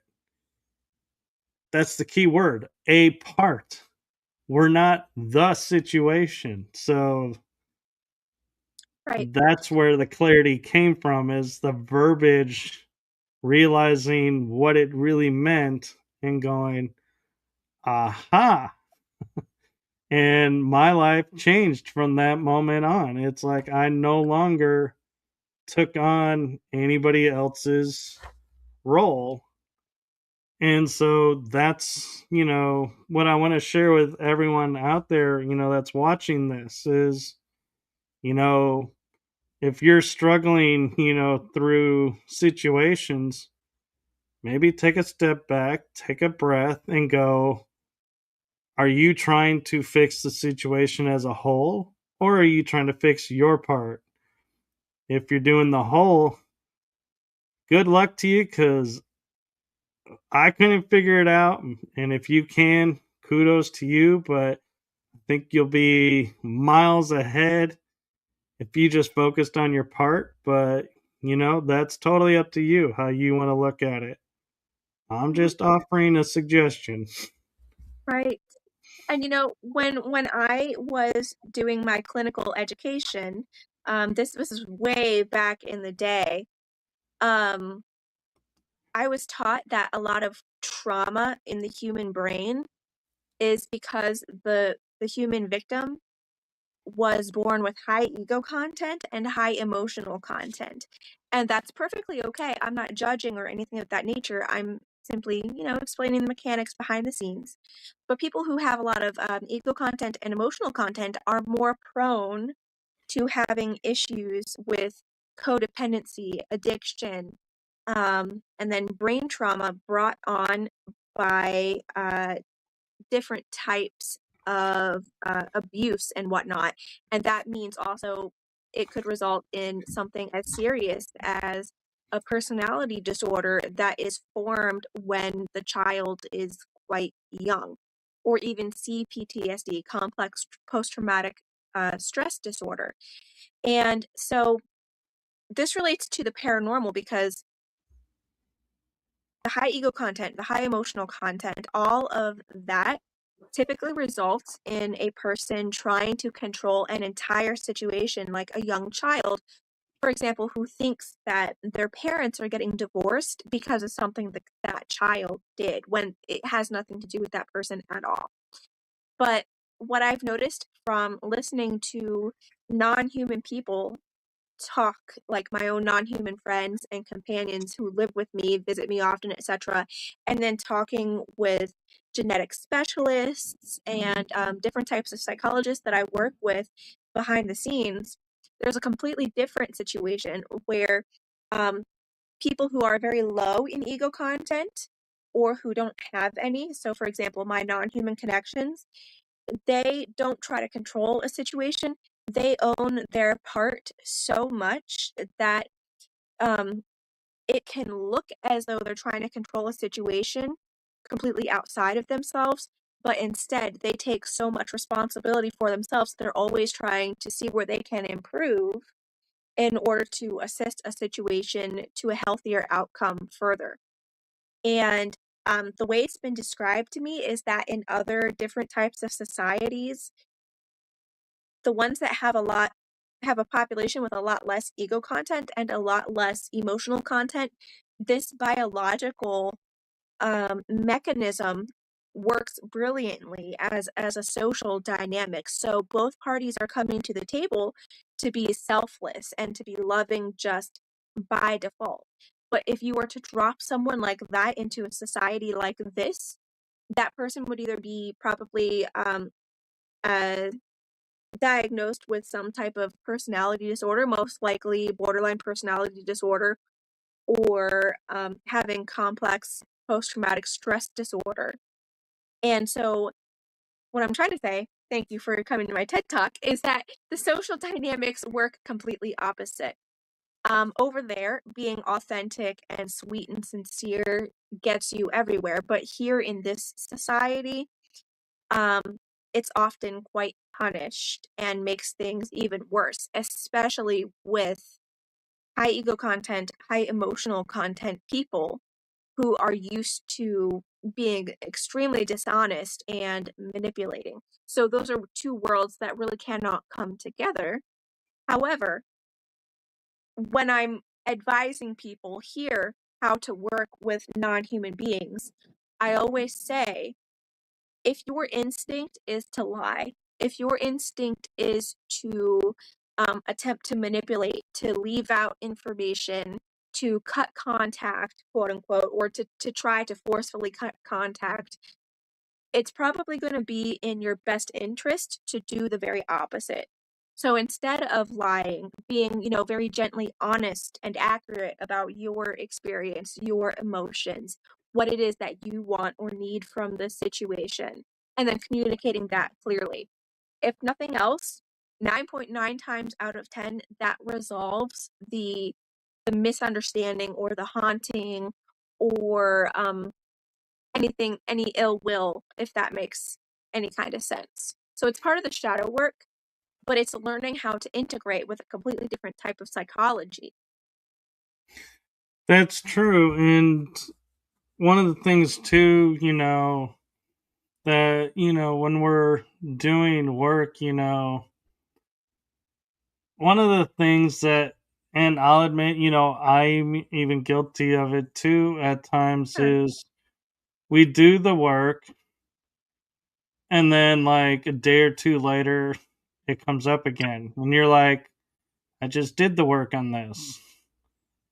Okay, I must have done it wrong, so I'll do it again. And you do the work and it comes up again and you're like, okay, what's going on? Maybe, did I forget to dot an I or cross a T? So you do the work again and it comes up Yeah. again. and you finally are like, forget it. I'm not doing the work anymore because it doesn't work because it keeps coming up. Yeah. But the problem is we're looking at it in the aspect of when I do the work, it should be one and done. That's not how Mhm. it is. It's a layered effect. And so when I have, now when I'm like conscious of it, when something comes up, I'm like, oh, cool. I got to see this pattern rise, and, show itself. And, wow, it only took me 2 minutes to recognize it this time. Yeah. And, now, I can, I'm going to work on it, and take care of it, and it may be a year later. It's like, hey, now I got it down to 1 minute and I Mhm. recognized it. You got to Yeah. start looking at it as, oh, what positives are coming of it up is, and by positives meaning how fast did you recognize it? And remember, in the past, you would go days. So if you're now registering it in 2 days instead of three, that's a huge step. Huge. Yeah. And so take the wins. See how quicker you're noticing it. And the other key to it is, and this is especially important if it's like a emotionally charged triggering event to where Mhm.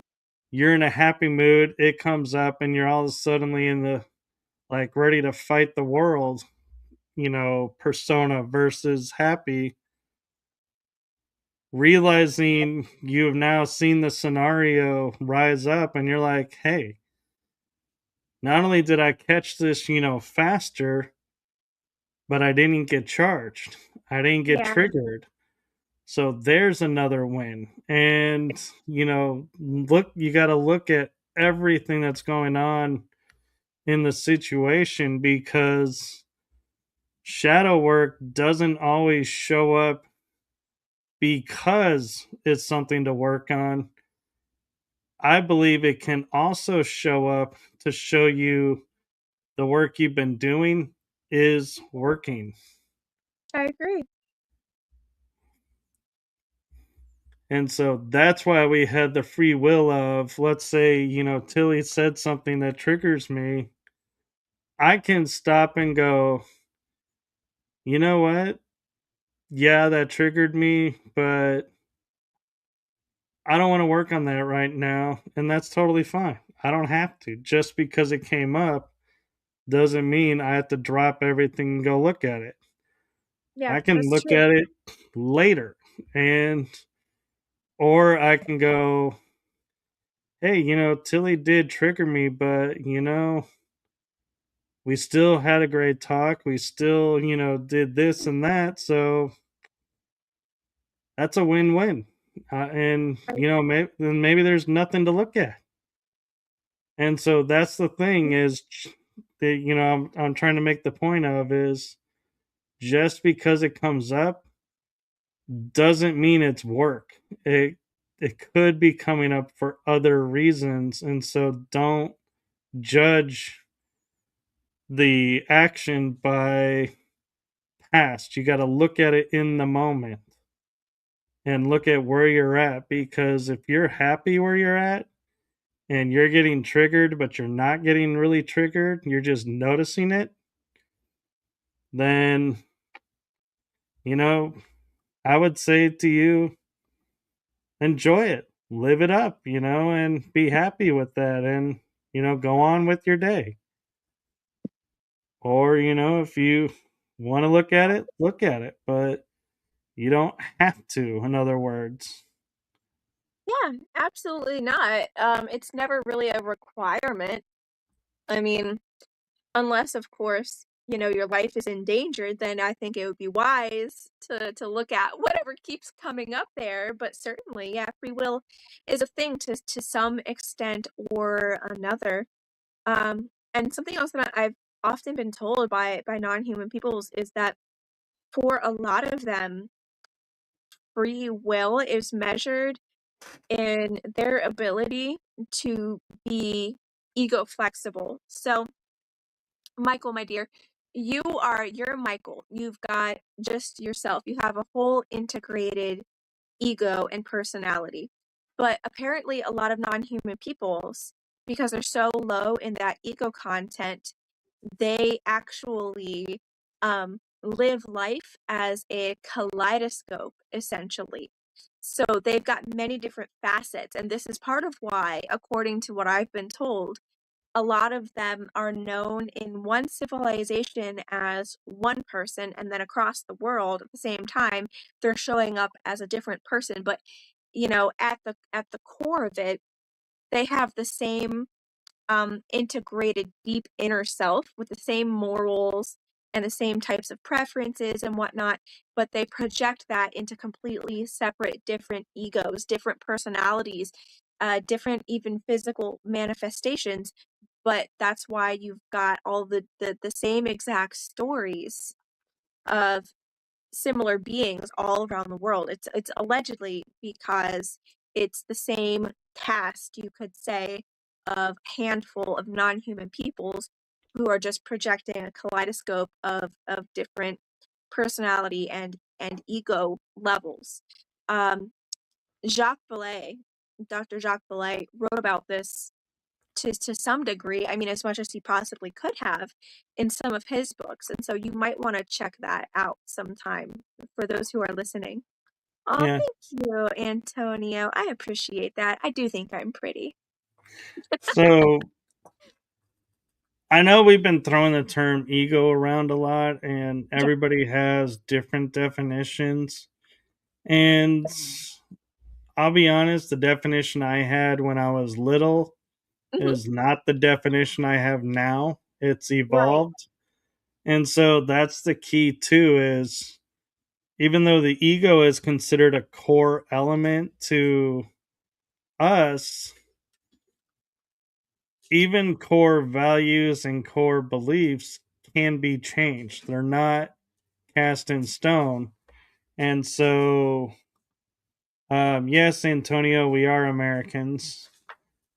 But okay, so ego to me, I had a spiritual teacher tell me you look at ego and you break it down to the EGO, and that's how it's spelled.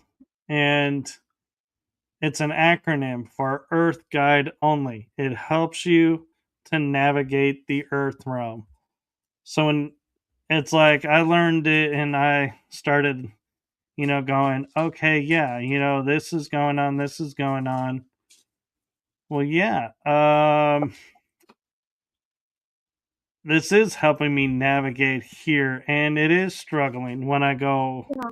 say, off world doing work, my spirit. It struggles there Hmm. and causes rifts. Well, that's because it's designed for the earth realm. And Yeah. so that's where a lot of people started getting the notion, and I was one of them that was like, to move on to your galactic self, you have to destroy the ego because it's Mm. earth guide only. And then I was like, one day I was talking with someone and I said, wait a minute. If we think of the ego, the earth guide only, as being a computer program, or a program designed to help us run here, why can't we give it an upgrade and make it a galactic ego that help, and I guess you would call it the GGO, the galactic guide only. And you can take it, upgrade it, and now it can work with you out there. And you have two now, or the one can still operate here. It depends on how you write the program. And somebody was saying, yeah, that's absolutely true. If it is a program, you can control and rewrite the program to do whatever you want it to do. It's there to help you. So that's an important facet to where if you're one of those people that are like, everybody who says you got to kill the ego or destroy the ego, you're wrong. Don't just sit there and say you're wrong. Approach them by saying, hey, what if you upgrade it to the next level? Just like you're being upgraded. And they, more people may sit there and go with you and say, oh my God, you're right. Let's not destroy it. Let's upgrade it. That makes better sense. Yeah, let's do that. That sounds easier. How do we do Sure. that? And Sure. you've got your point across. They still get their point across.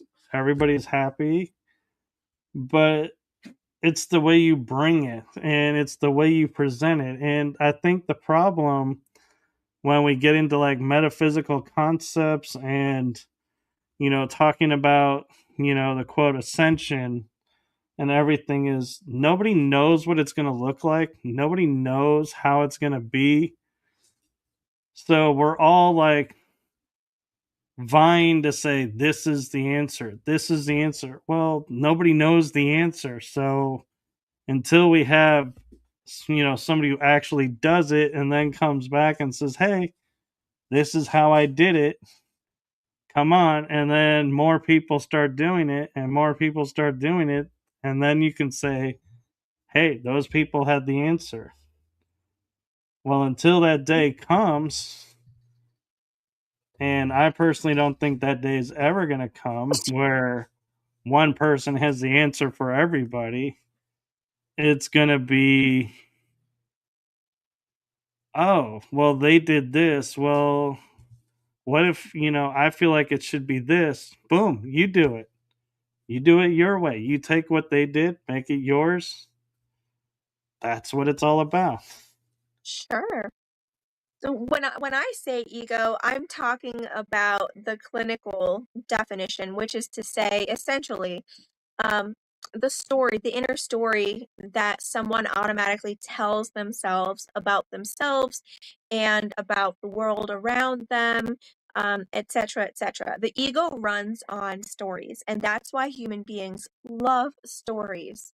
It's relatable, and that's how most human beings learn. That's why there's a saying that the wise man learns from other people's experiences. But the higher you are in ego content, the stronger the story is within yourself, and the more you tend to have to actually follow something all the way through and experience the risks and the consequences for yourself, because that story is so locked deeply within oneself. That's just the layman's terminology. I don't have the modern, up-to-date clinical terminology memorized, but there you go. Maybe on the next stream or something, I can pull it up and we can do a show about that as it relates to the paranormal and to the shadow work. But hopefully that gives everyone an idea more of where I'm coming from. So for more of an example, apparently non-human people and people with very low ego content, me included here, because my brain waves are measured to have very few beta brainwaves.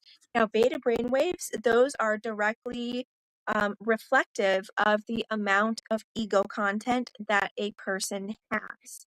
I work with a lot of specialists these days who image the brain and the brain waves, etc. And this is what they keep coming back to. This was something also that we explored more of with scientists in January at the Cosmic Contact Conference. And we were able to get comparative brain readings from myself and my dear husband, Artemeaus. His showed a ton of active beta brain waves, and mine showed only the slightest blip of them when I was trying really hard to communicate my inner experience to an ego based person who couldn't understand what I was talking about. That stressed me out, and that bumped up, that actually brought me into a slight beta experience, which, I was feeling anxious at the time. I actually started to have a bit of a story running in my head. That is about the only time I've ever really had a lot of beta brainwave activity, and therefore a lot of ego content, is when I'm extremely stressed. But other than that, I tend to be very curious, very open-minded, very just cooperative. And this relates to how a lot of certain types of non-human people are, especially the ones that live with me. They have either no ego content or very little ego content. And so we can talk about anything and everything. We can cooperate on almost anything under the sun or moon, and it's not an issue at all. But the more ego content someone has, clinically speaking, the more trapped in their own story, or you could even say immersed in their own story that they are, and the less pro-social they tend to be. Which isn't to say that necessarily, they're evil or anything like that. They're psychological and biological differences that I think are crucial to talk about. And going back to the shadow people, I think that's a large part of why that person chose to show him, her, or itself to you, Michael, because you're typically very sweet. You're typically very easygoing and open-minded. And I've only ever seen you really get upset once about something. You know what I mean? And we talked about it in private. It had nothing to do with me, but I can Right. see why you were upset. You know what I mean? You don't just fly off the handle. Right. And another example too of what we're kind of talking about is that I've kind of morphed and kind of taken it another direction is I'm sure a lot of people in the audience and you, Tilly, as well, have heard the adage of the Native Americans where they're like, you have two wolves living in you. Yes. Yes. You have one that's really the dark and the fighter wolf, and you have the good protector wolf. And when they ask, who are you going to be? The answer is, which one do you feed? Well, I took it a step further in my awareness, and I was like, we have two wolves living, in us. We're feeding both of them because there are situations where you're going to step into a situation where you're like, hey, fighter wolf, I need you right now. I need you to come forward and you're going to and come, do what you do. And then when a second it's done, balance back out and protector wolf, you come out and, do your thing and then we're done. Pull Mhm. back and both of you are back to living next to each other inside of me, calmly and peacefully Yeah. until you're needed. But it's that reality is, that I added to it is we need both. You can't just feed the one Yeah. and not the other because, yeah, if you choose to be the good person, well, if you're not careful, you're going to become a doormat and people are going to walk all over you and you're going to say, but I'm the good person. Right. Well, how's that serving you? Because, from what I can see, you are the good person, but your life isn't showing yourself as a good person. It's showing yourself as, you have nothing really in the world because you just give it away because you're like, oh, such the nice person. You don't have that other element balancing it and standing up for yourself. And so Yeah. that's the key is you need both operating copacetically, kind of collaborating and, working together. And that's the part I think that never got translated through in the message. And I feel like, honestly, I kind of feel like if we went back to the original story, it probably had that element, but somewhere along the line, somebody was like, I'm just going to use this story to make this point, so he'll stop doing this and behave better, Yeah. and just stopped the story. And it was like, oh, and then that's what the story became. Yeah, I think you might be onto something there, and that goes into what a lot of my non-human friends and companions have taught me, which is that Earth is the place of illusion, delusion, and opposite. And um, if you, in a non-religious way, if you believe, for example, that someone like Jesus came here who loved all of humanity and just really wanted better for them and was, killed for being so loving, if you believe that, um, they told me that it's the same thing here, that um, you can't you can't come to Earth and be that way and survive. You always have to develop some type of quote unquote negative ego in order to make it here, because all of the pro-social ways that exist elsewhere in other societies, you could say higher vibration societies, it doesn't work like that here by design. And that doesn't make it evil or necessarily awful here. Earth is a place of extreme personal differentiation. It's a place of extreme personal growth. And it's where you come, apparently, if you really want to prove your mettle. You know what I mean? If Right. you really want to show your guts and that you can handle all colors of the rainbow and not just the love and the light stuff. Um, it's still It's something that I'm working on, but it does seem to be true what these non-human people have taught me. And again, this includes the so-called demons, the angels, the demons, the fairies. Everyone has had the same type of message for me, and it all seems to be quite true. And it seems too like now people are more waking up to the so-called dark spirituality, that this place is not just all love and light, but now our society is faced with a new challenge.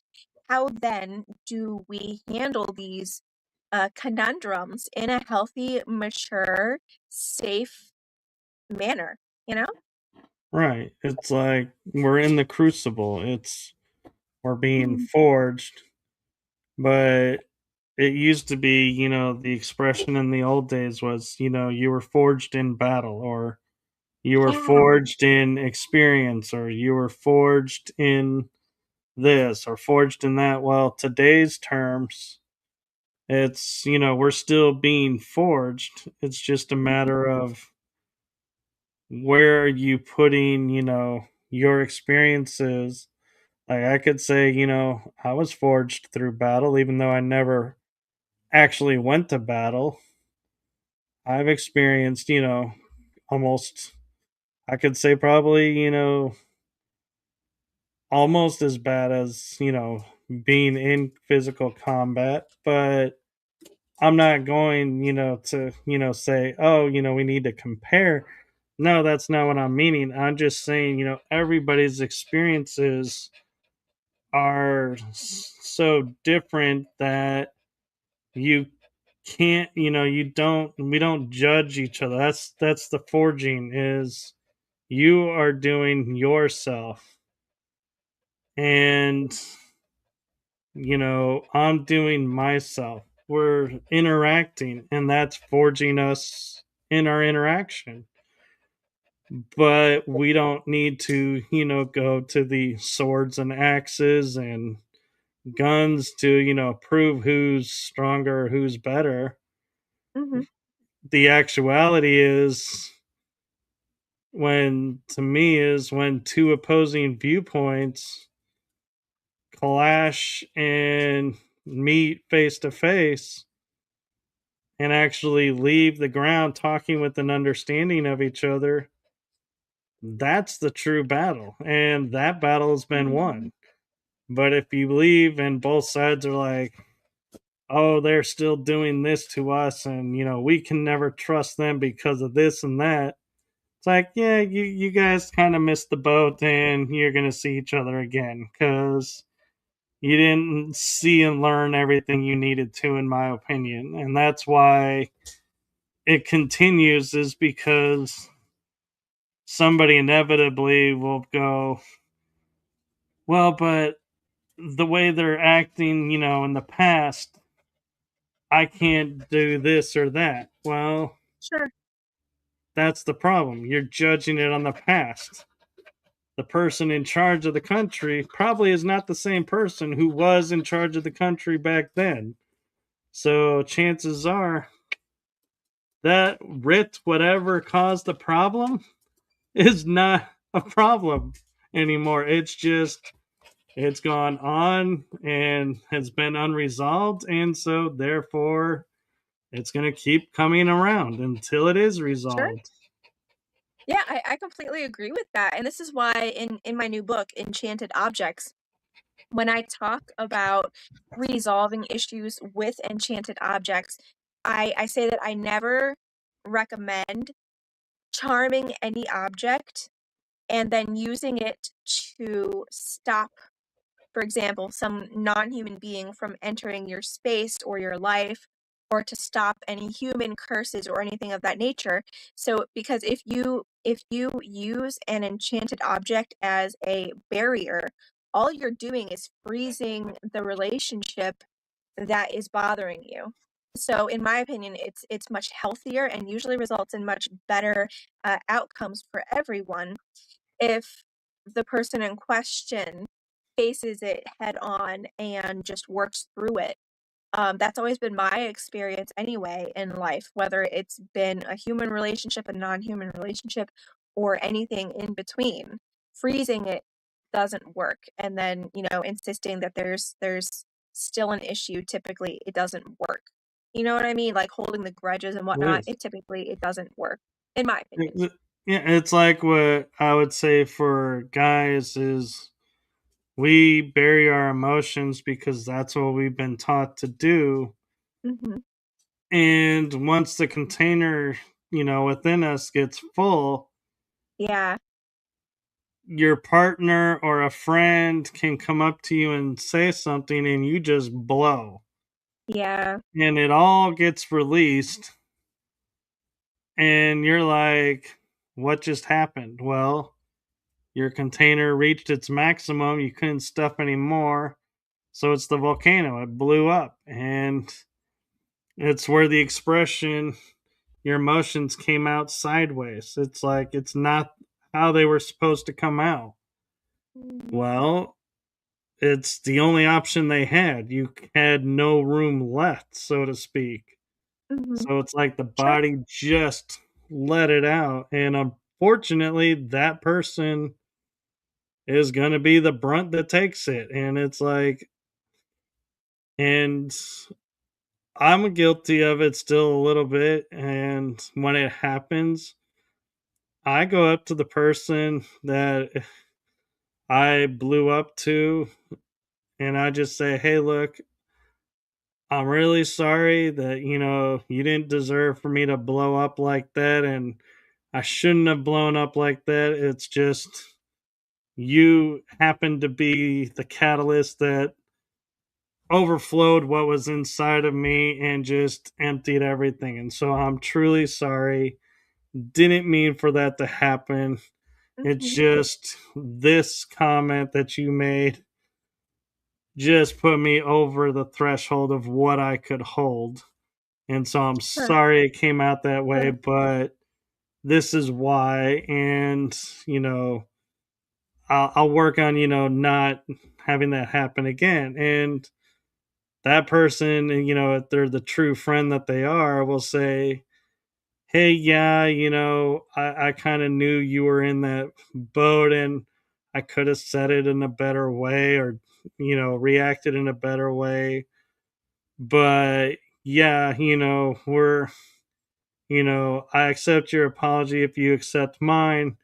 And we hashed it out and we're cool. And this can take place in a matter of half an hour.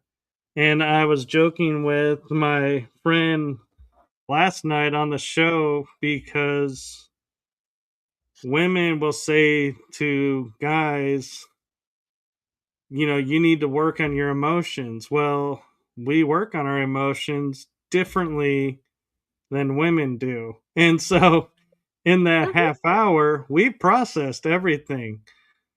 But then women go, oh, well, what do you mean, this and that? And they want to, evaluate it.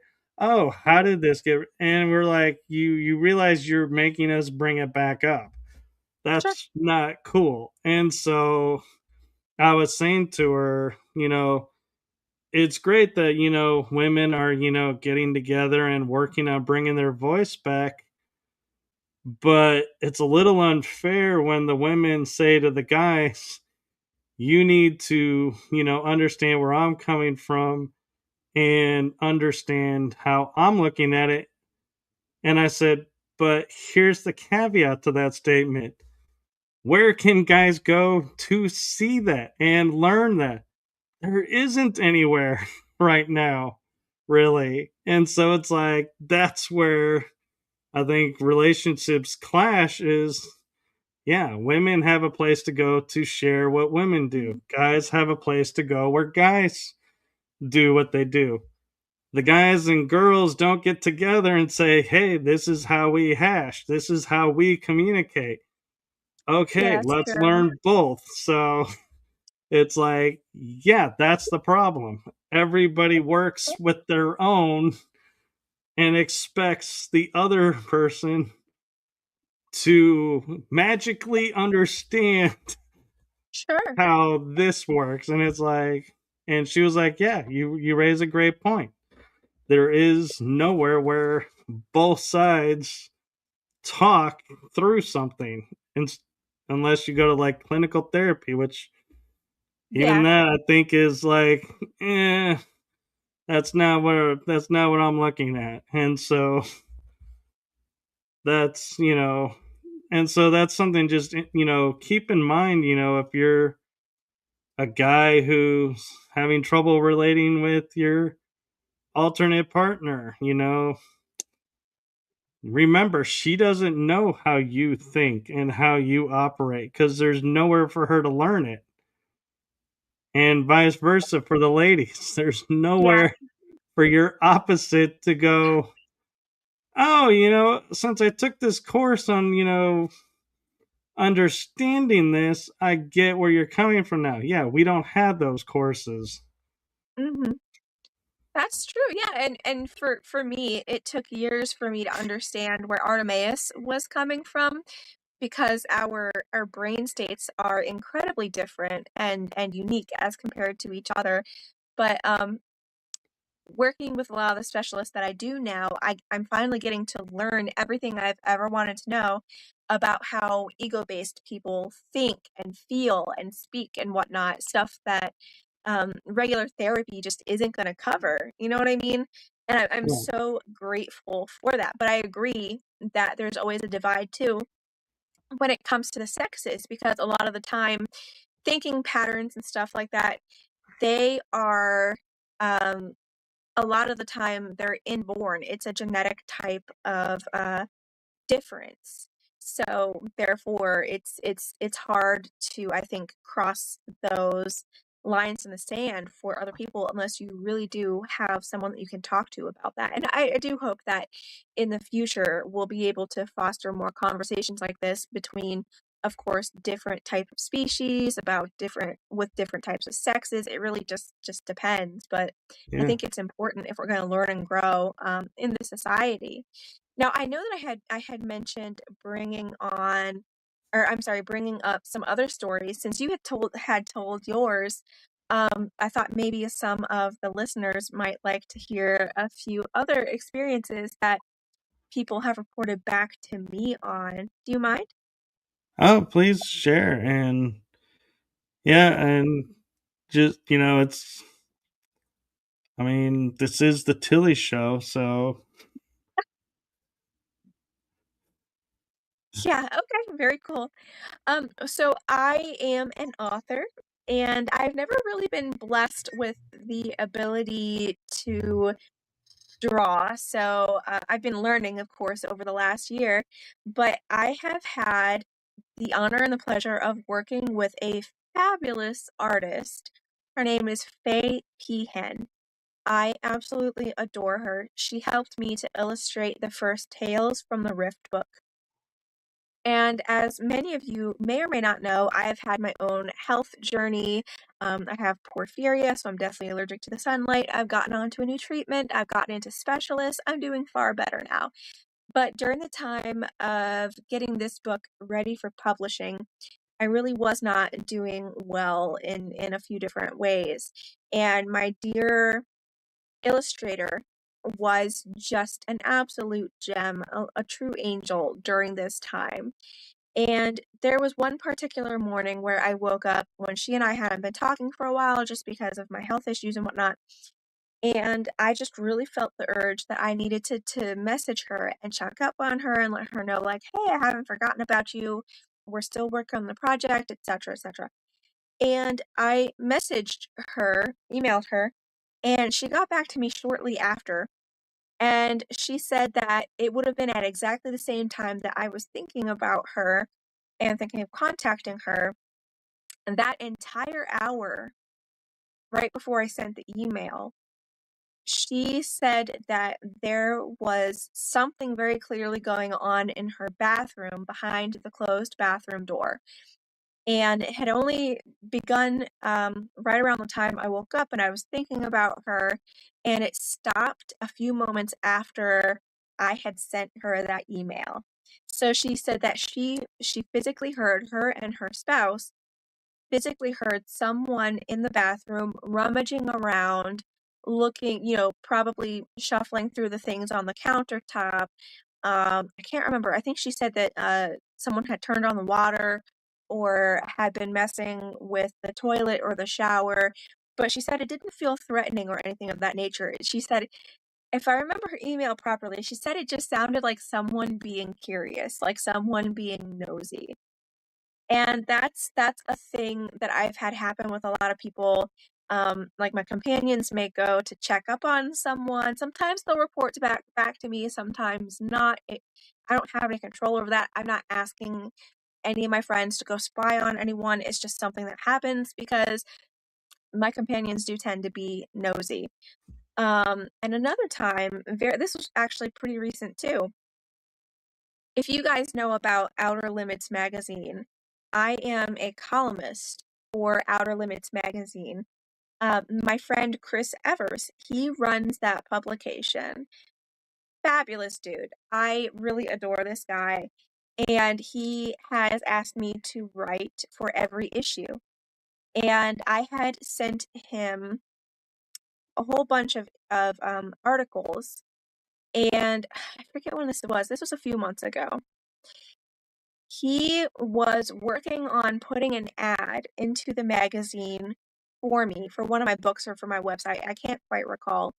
But he said that very specifically and strangely, during the time that he was working on integrating my ad into that month's issue, that a fan slash air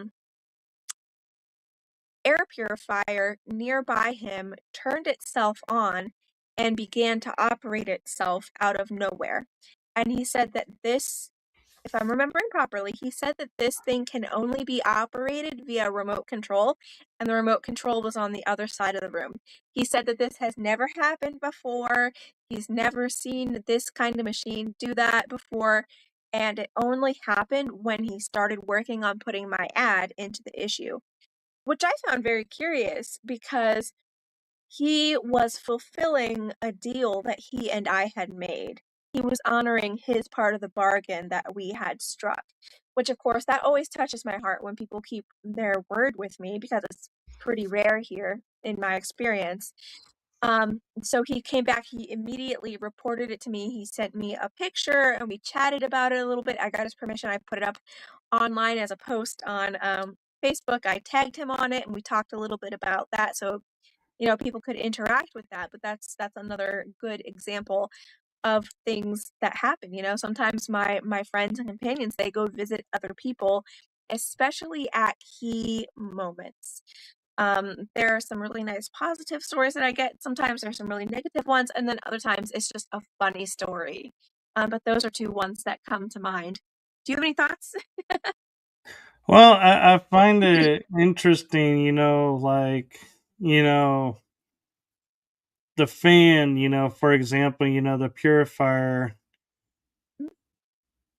that, they would be, messing with that, over, something else. It's like, why would they mess with that? But when you look and you sit back and you look at this, the overall situation, it's like, well, maybe that's the only device that was near them at the time that, they're like, hey, we want you to know we're, here and Mhm. we're with this person. And so they're like, hey, if we flicker the Yeah. lights, he may be like, that could be a loose wire somewhere. Or, Yeah. oh, if, the pencil rolled off. Well, did I bump the table? I must have. You'll explain it Yeah. away. A device where the remote is on the other side of the room, that you can't explain away really easily. And so it's like, Mhm. that's a moment where I feel like they really wanted their presence known and to be known attached to what he was working on because in all honesty, they could have waited till he was working on somebody else and done it. Yeah. And then, he'd be like, hey, does this ever happen to you? And it's like he'd be going to the wrong person. And so Right. there'd be no validation to it. And he, it'd always make him question it. And you may be sitting there going, hey, were you working on my stuff around this time? Maybe it was my people. And Mhm. he and be like, oh, and be able to get the answer then. But Yeah. this way it saved all of that time and he knew to go to you direct. And so that I always find interesting, that they're making themselves known in such a way that rational mind can't explain it away. And, I always love when the curiosity angle comes around and, how she's like, you know, somebody's rummaging in a bathroom of all places. I'm not so sure if I heard someone rummaging through a room in my house that I would not be calling, the authorities because I'm like, somebody is in my Mhm. house that's not supposed to be in my house. I don't know Right. what conditions, they're in.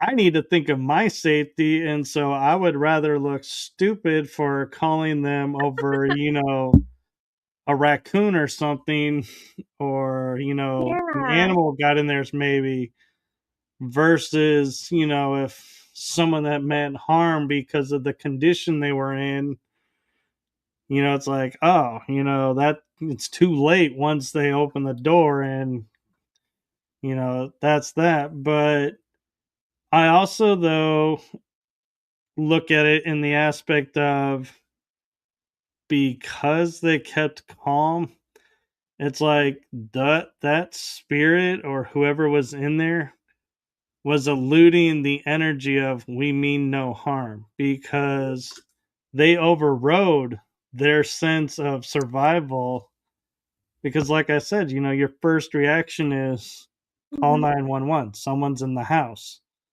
Not, hey, let's go check it out. Let's, give them time and, see what Mhm. they want and everything. It's like that's not normal. So Yeah. something altered the energy of the room to where they were like, okay. And so, and then you called. And so they're like, hey, we're able to get answers and, resolve the scenario. Sure.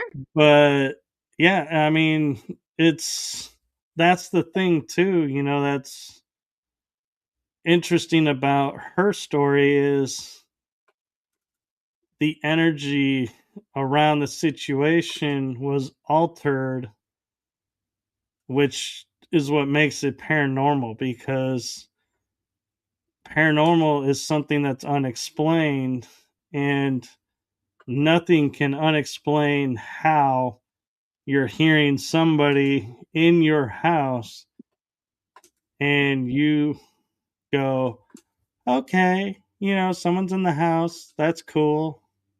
Right.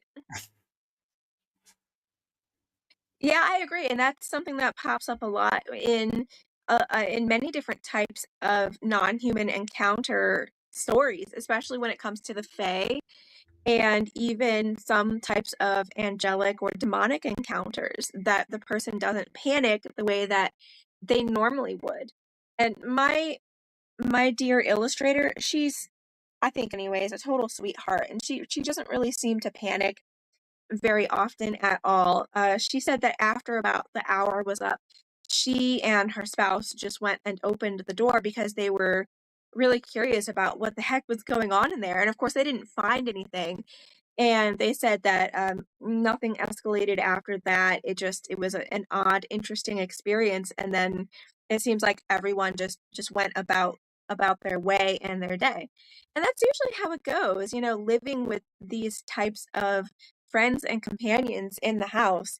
You might see, a shadow person walk into a wall, or a mist absorb into an object or go through a door, something of that nature. Or you'll be in one room and you'll hear the rustling around what sounds like the other person in another room, only to find out that the other person is actually in the bathroom or up in bed, and there's no explanation for why the cupboards are opening, that kind of thing. But it's never anything malicious, at least not towards me. Towards Artemeaus, for a few years, for like towards the end of 2023, roughly until the end of 2025, he had it really rough with my friends and the people on the other side of the veil who love me. So they were treating me well. You know what I mean? Like, they would leave me little apports around the house. I'd be able to see and chat with these people, due to my different eye structure, my different ear structure, etc. But Artemeus was having horrible encounters with them. They were tormenting him essentially. There were mimics that would pop up in his face. He would hear what sounded like me calling to him, things like that. He had the mirror entity experience that he talks about sometimes, and then there were other issues too. And they just made his life a living hell. But now that everything has settled down, now that he's gotten his divine discipline and gotten himself under control, he's gotten that divine spanking, he's fine now, and everyone here gets along very well, very nicely. But the activity still is ongoing almost every day. The mists, sometimes you'll hear someone talking in another room, sometimes they're talking to you, sometimes you'll just hear, a discarnate conversation, commentary on the decor. Sometimes that's something that I hear often from other parts of the house, especially as Artemis has really gotten into decorating more and gardening. Sometimes they're not even talking to me, but I'll hear them chatter amongst themselves, just commentating about how Artemis has really developed as an interior designer and a decorator, and they'll praise him these days for things that he's doing. Or I'll hear them gossiping randomly about other things, or you know, um, sometimes I can hear like faucets turn on in the kitchen or in the bathroom, and then they'll turn themselves off. It's never anything disrespectful. It's just an inhabited house, and I honestly wouldn't have it any other way. For whatever reason, these this phenomenon has always followed me, no matter what house I've lived in, no matter who I've been around, and the paranormal is contagious. Um, it's just, it depends on the people involved, what type of experiences someone's going to have. But I love it, and I wouldn't have it any other way. Right. And one thing too that, maybe in my favor of, the interactions is I've always had dogs around me, and I'm gonna make a statement, for dogs over cats, and I don't mean it as in cats, aren't worth having around. No, I'm just saying in the demeanor in this moment, dogs are easier to translate this than cats, and that is, having, little dogs around the house. Normally there's two. One will, start, rolling around, or, like running in circles, and playing a little bit, and then stops and looks up. And my first reaction when I see this is I'm like, who's there? It's like I know Mhm. something got his attention. Or Mhm. the other one may be asleep and he gets up and he's sitting staring off in Yeah. a direction that's not my direction. I'm like, who you looking at? Who's here? And it's like I automatically know they're seeing something or someone. And so I'm like, okay, who's here?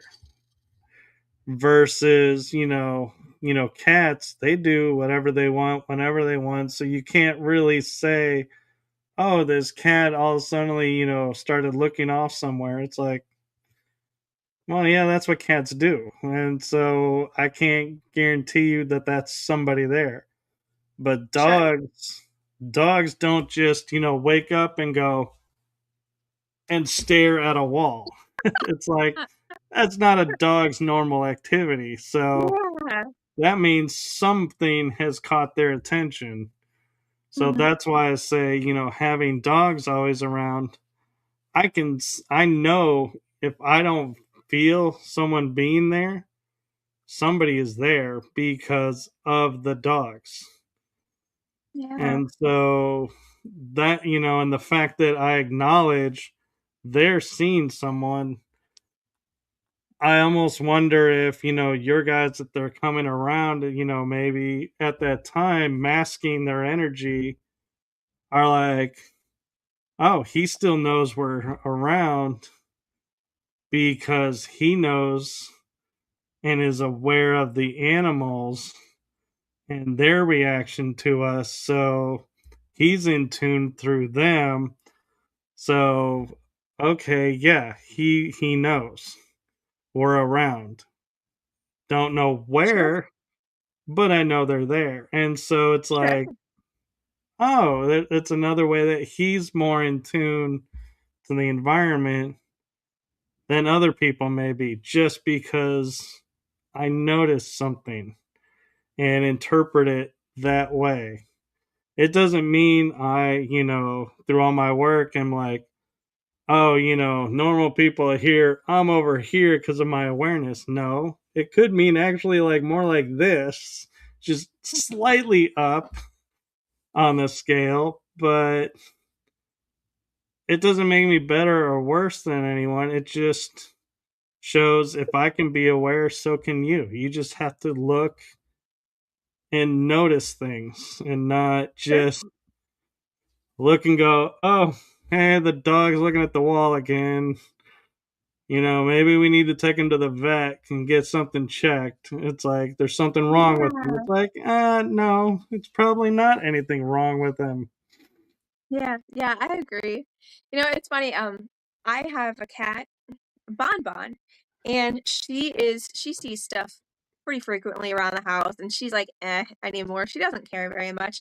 But there was one night in particular where I was putting her out on her little catio. That's where she sleeps at night. She has a whole porch to herself. She's absolutely spoiled. And on one of the doorknobs, I have this little toy that has a rope that wags back and forth for her to jump and chase and all of that good stuff. And I hadn't used this toy with her in a while because she just didn't seem to be very interested in it anymore. But when I went out there to feed her dinner the one night, I noticed that she sat on a cat tree right in front of this toy near the doorknob. And she was just staring at it, staring at it, staring at it. And I couldn't figure out what she was staring at because I just was so unaccustomed to this toy being used anymore, especially because you got to like wind it up and whatnot. And I hadn't done it in months. And then it scared the pee out of me because it started vibrating against the door and the tail started going back and forth. I was like, oh, that's what it is. So someone had to have wound this thing up mechanically in order for it to work. So someone was there and playing with her. I was like, all right, guys, I don't even know who you are, but whatever, just have fun, be safe, all of that. So yeah, cats definitely they're strange in some ways, you know, staring off into the ether through a wall, but sometimes, yeah, sometimes the cats, I do think that they're onto something. And Yeah. on that, my friends, my battery is down to 9%, and I must say I do for now. Yeah, my little ones are saying it's dinner time, and so he's been pawing at me for the last half hour, like, "Hey, hey, you know, did you forget about us?" And I'm like, Uh-oh. and he'll start barking at me if I don't get the food down fast enough, and I'm like, "You are not starving for food. You have never missed a meal. You don't ever bark at me for your food because your food comes. It's not a Um, situation of, oh, it's been 4 days. Sorry, I forgot to feed you. It's like, nope, you get your 2 meals a day. Yeah, they always act like they're starving. But everyone, it has been wonderful to have you here. If anyone's interested, I did launch a new subscription service and a new website. You can find those at intermediary.art. I'm working on an interactive new website redesign that's going to be up here very soon. It's just that with Artemeaus's family medical health issues. You know, we've got several family members who are, it does seem to be preparing to pass beyond the great veil themselves. So we've been in and out of town. We've been um, working with family pretty closely to prepare for what's been going on here. And I've put out a lot of writing since you guys have seen me last on YouTube, since my health is doing so very much better. You're going to want to check me out on Facebook, Tille Treadwell. I have the only official verified Tille Treadwell account. If you see any other accounts, those are fake news and they're trying to scam you, so please don't fall for it. You can catch my writing in Outer Limits magazine and in Eerie Expeditions magazine, as well as my new blog, How I Met Your Monster.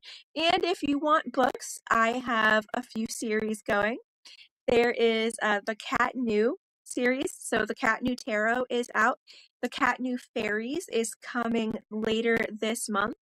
And then I have The Persistence of Ghosts that was written with me and Tim Swartz and all the team at Zontar Press. And then I just released this month Tille Treadwell's Enchanted Objects.